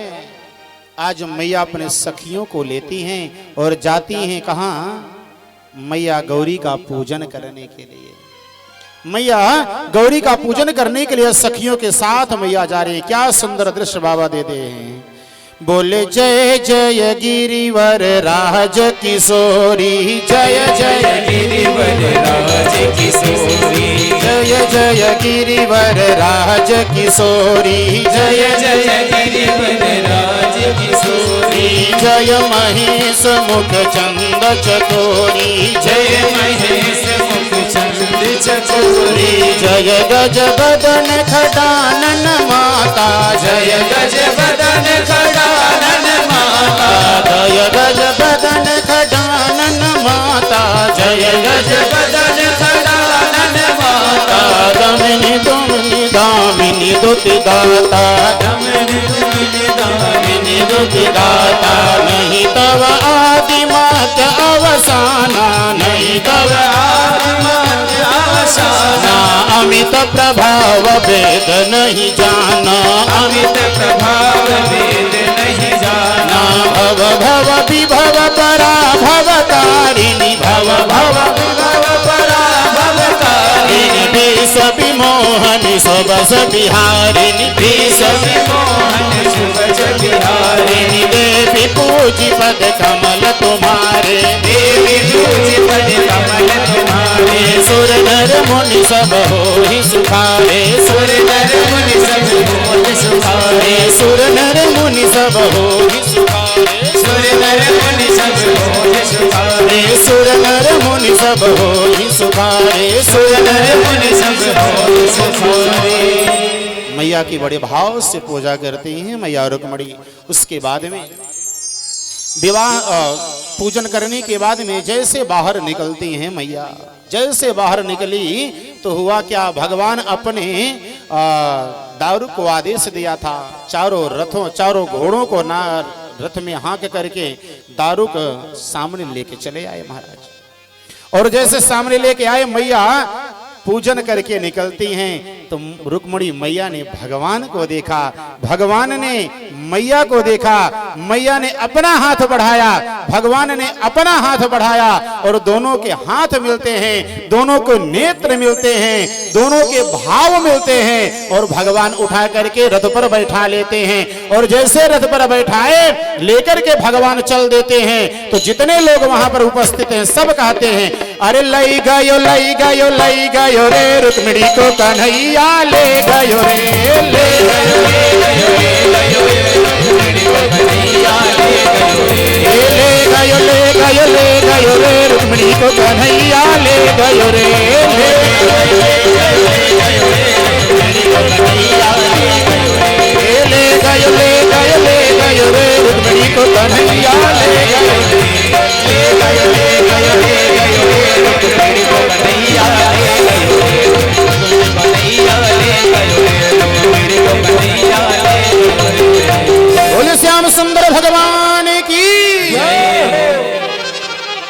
जरासंध ने कहा, इनसे तो मैं कितनी बार पराजित हो चुका हूं, अब नहीं जाऊंगा। वो बेचारा आगे नहीं गया, वहीं खड़ा रह गया। रुक्मिणी ने प्रतिज्ञा की, जो बड़ा भाई था उसने कहा, अगर अपनी बहन को मैं कन्हैया से मुक्त करके ना लाया, उस रणछोड़ से मुक्त करा करके नहीं आया तो इस अपने नगर में प्रवेश नहीं करूंगा। भगवान के पीछे अपने रथ को दौड़ा लेता है, भगवान के ऊपर अनेक बाणों का प्रयोग करता है, बाण चलाता है, सब भगवान उसके बाणों को नष्ट करते हैं। परिघ, मूसल आदि आदि ये सब भगवान के ऊपर चलाता है, भगवान सब उसका विफल कर देते हैं। दौड़ करके भगवान उसको पकड़ते हैं और पकड़ने के बाद अपने चक्र को बुलाते हैं। जैसे चक्र आ गया, मैया रुक्मिणी रथ से कूद पड़ती, आकर के परम भगवान कन्हैया के कृष्ण के चरणों को पकड़ लेती। कन्हैया मेरे परमात्मा, मैं आपकी नई नवेली दुल्हन हूं। हाँ तो मेरी मुंह दिखाई नहीं दोगे? मेरी मुंह दिखाई नहीं दोगे? दूंगा क्या चाहिए? कहा मेरे भाई को अभयदान दे दीजिए, यही मेरी मुंह दिखाई। भगवान ने कहा ठीक। रुक्मी के आधे बाल को, आधे मूछ को, आधी दाढ़ी को भगवान ने बना दिया। अपमानित करके भगवान उसको छोड़ देते हैं।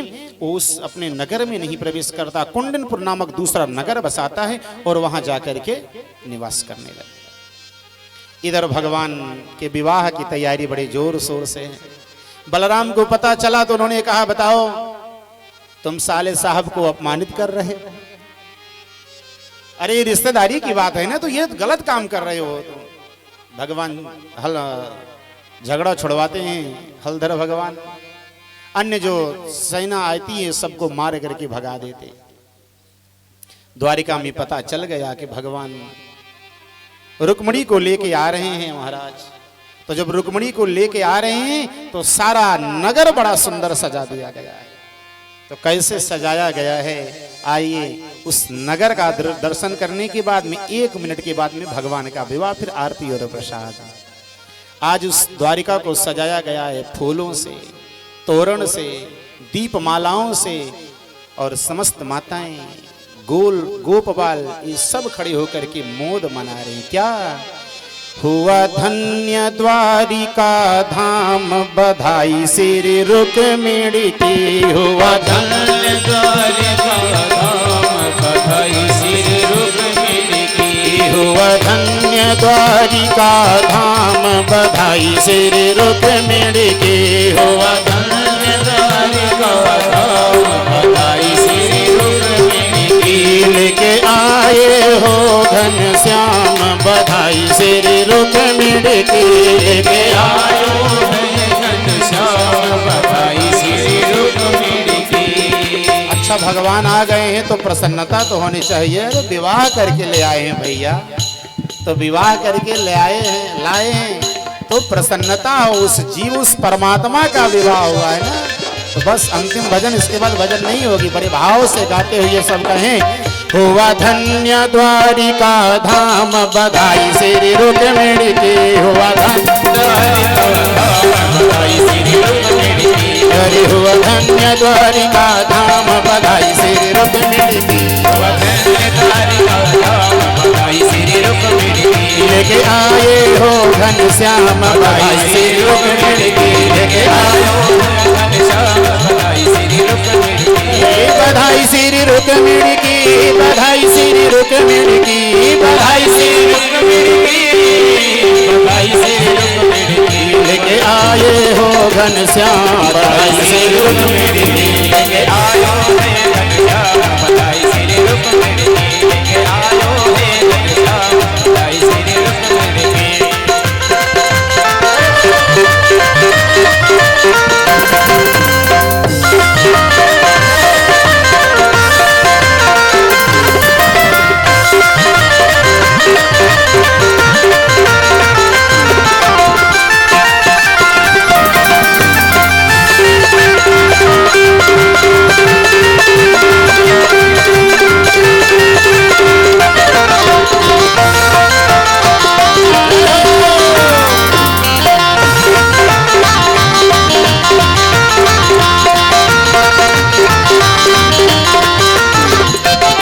नगर बधू सब दीप जलावे। नगर बधू सब दीप जलावे। नगर बधू सब दीप जलावे। नगर बधू सब दीप जलावे। फूलन से द्वारिका सजावे। फूलन से द्वारिका सजावे। अरे सब मिल गावे मंगल चार, बधाई श्री रुक्मिणी की। अरे सब मिल गावे मंगल चार, बधाई श्री रुक्मिणी की। लेके आए हो घनश्याम, बधाई श्री रुक्मिणी की। लेके आए हो घनश्याम, बधाई श्री रुक्मिणी की।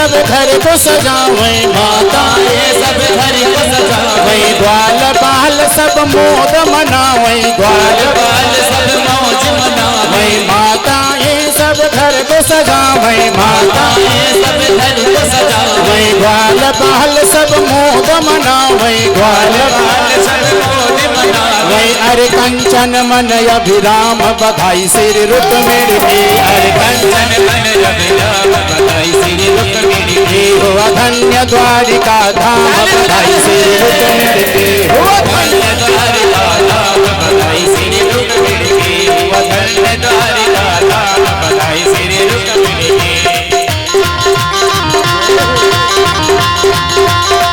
जय हो, बोलिए रुक्मिणी वल्लभ भगवान की।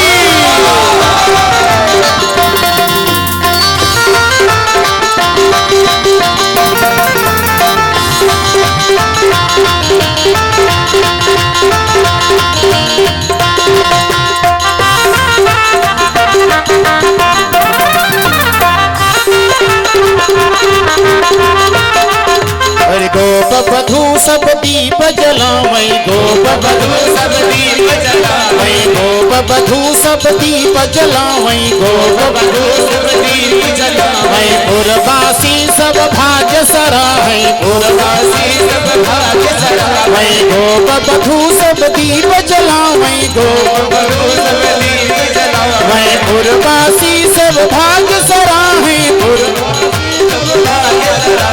हुआ नैन धन्य अभिराम बधाई सिर रुक्मिणी की, हुआ नैन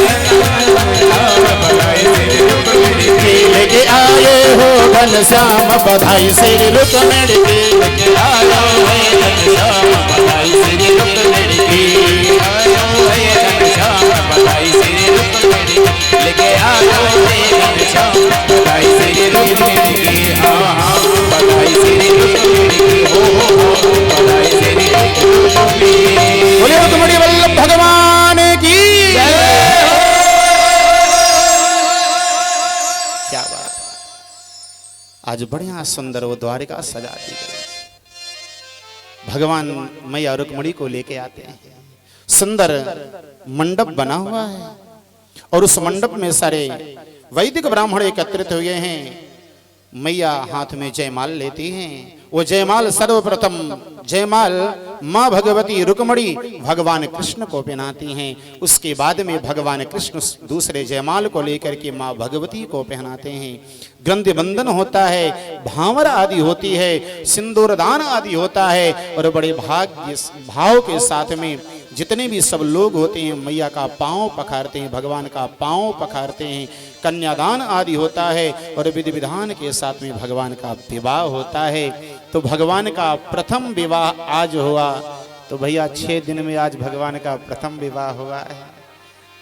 अभी भगवान के 16,107 विवाह होने बाकी हैं, तो कितने दिन में होंगे। लेकिन कल कथा का विराम दिवस होगा, कथा समाप्त नहीं होती। कल आप सब समय से छूट भी जाएंगे, विलंब नहीं होगा। विलंब हुआ है 2 दिन प्रकृति के कारण, तो उस प्रकृति के कारण जो विलंब हुआ था, आप सब ने मेरा सहयोग दिया, साथ दिया, सिंह परिवार का उत्साह वर्धन किया। इसके लिए आप सबको बहुत बहुत बहुत धन्यवाद। आइए एक छोटा सा भगवान का कीर्तन, और कीर्तन करने के बाद में आरती और प्रसाद। जिन माताओं भाइयों बहनों को भगवान का ये पांव पखारना होगा वो सब रुके रहेंगे। आरती के बाद में वो आचार्य रोहित भैया वो कार्यक्रम करवाएंगे। तो बड़े भाव के साथ में आइए एक बार भगवान का कीर्तन, उसके बाद आरती और प्रसाद। हरि ओम आनंद छवि घन श्यामा, आनंद छवि घन श्यामा, बोलो जय सिया रामा। आनंद छवि घन श्यामा, बोलो जय सिया रामा। आनंद छवि घन श्यामा, बोलो जय सिया रामा। आनंद छवि घन श्यामा, बोलो जय सिया रामा। सीताराम की अनुपम जोड़ी, सीताराम की अनुपम जोड़ी, सीताराम की अनुपम जोड़ी, सीताराम की अनुपम जोड़ी, अनुपम जोड़ी हो अद्भुत जोड़ी, अनुपम जोड़ी हो अद्भुत जोड़ी।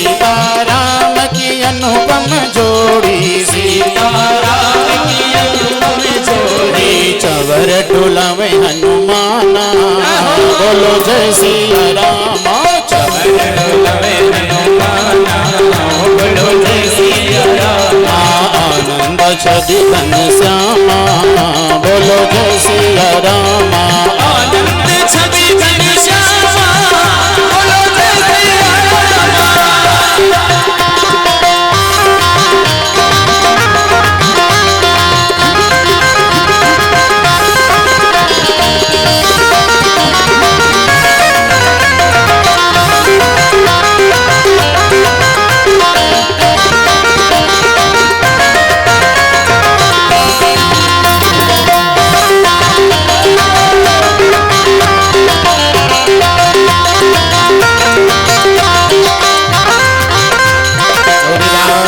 श्याम की अनुपम जोड़ी, राधे श्याम की अनुपम जोड़ी, राधे श्याम की अद्भुत जोड़ी, राधे श्याम की अद्भुत जोड़ी, अद्भुत जोड़ी हो अनुपम जोड़ी, अद्भुत जोड़ी हो अनुपम जोड़ी, राधे श्याम की अनुपम जोड़ी, राधे श्याम की अनुपम जोड़ी। चंवर डोला में श्री दामा बोलो जय सिया रामा।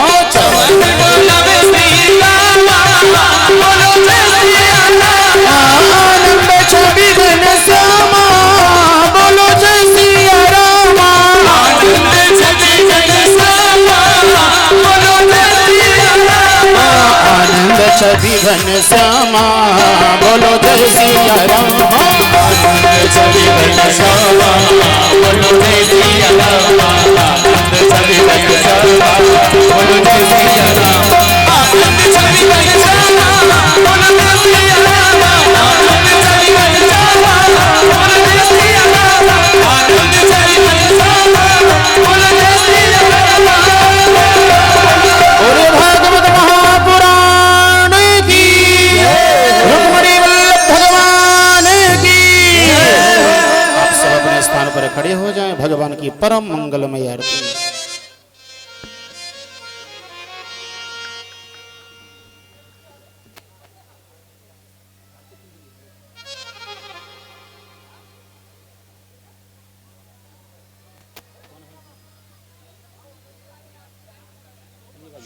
हरि ओं मा आरार्त्री पार्थिव गुंग्रजः पितुर प्रायधाम विहिदिवः सदा गुंसवृहते वतिष्ठतात्वेकं वर्तते तमः। परिवार के लोग आरती के लिए आ जाएं, जो अन्य लोग भी आरती करना चाहते हैं वो आकर के भगवान के परम मंगल में आरती करें। जी भैया।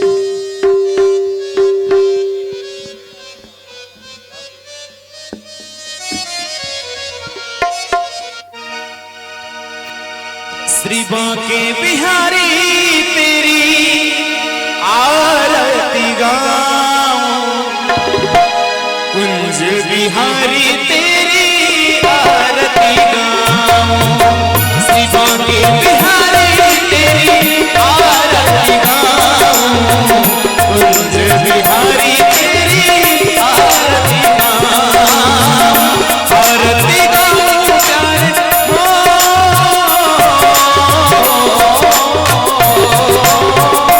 आरती गाऊं प्यारे तुमको मनाऊं। आरती गाऊं प्यारे तुमको मनाऊं।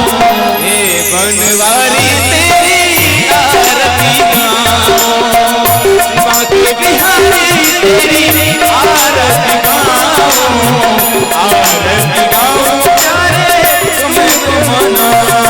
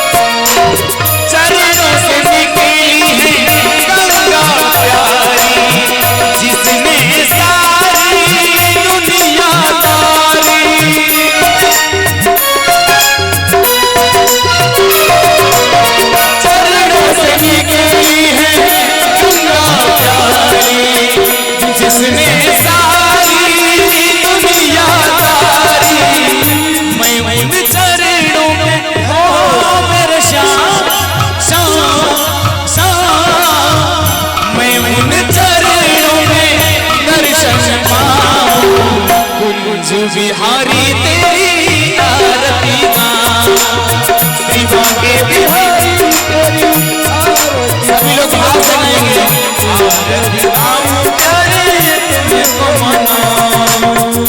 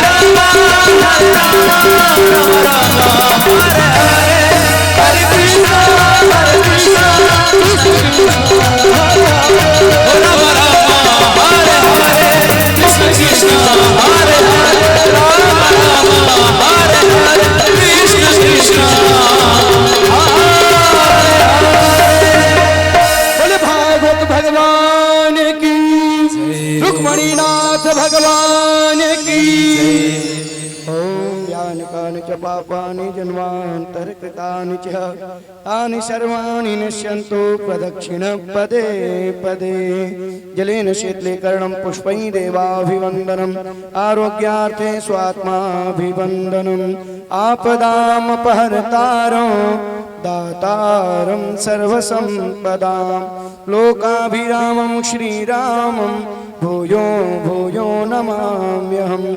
मंत्र पुष्पांजलि।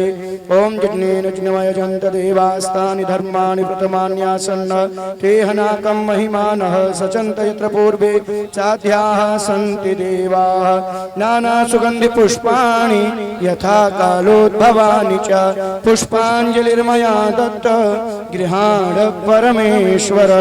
मंत्र पुष्पांजलिं समर्पयामि। बोले बाल कृष्ण लाल की जय, कृष्ण कन्हैया लाल की जय हो, सांवरे सरकार की जय,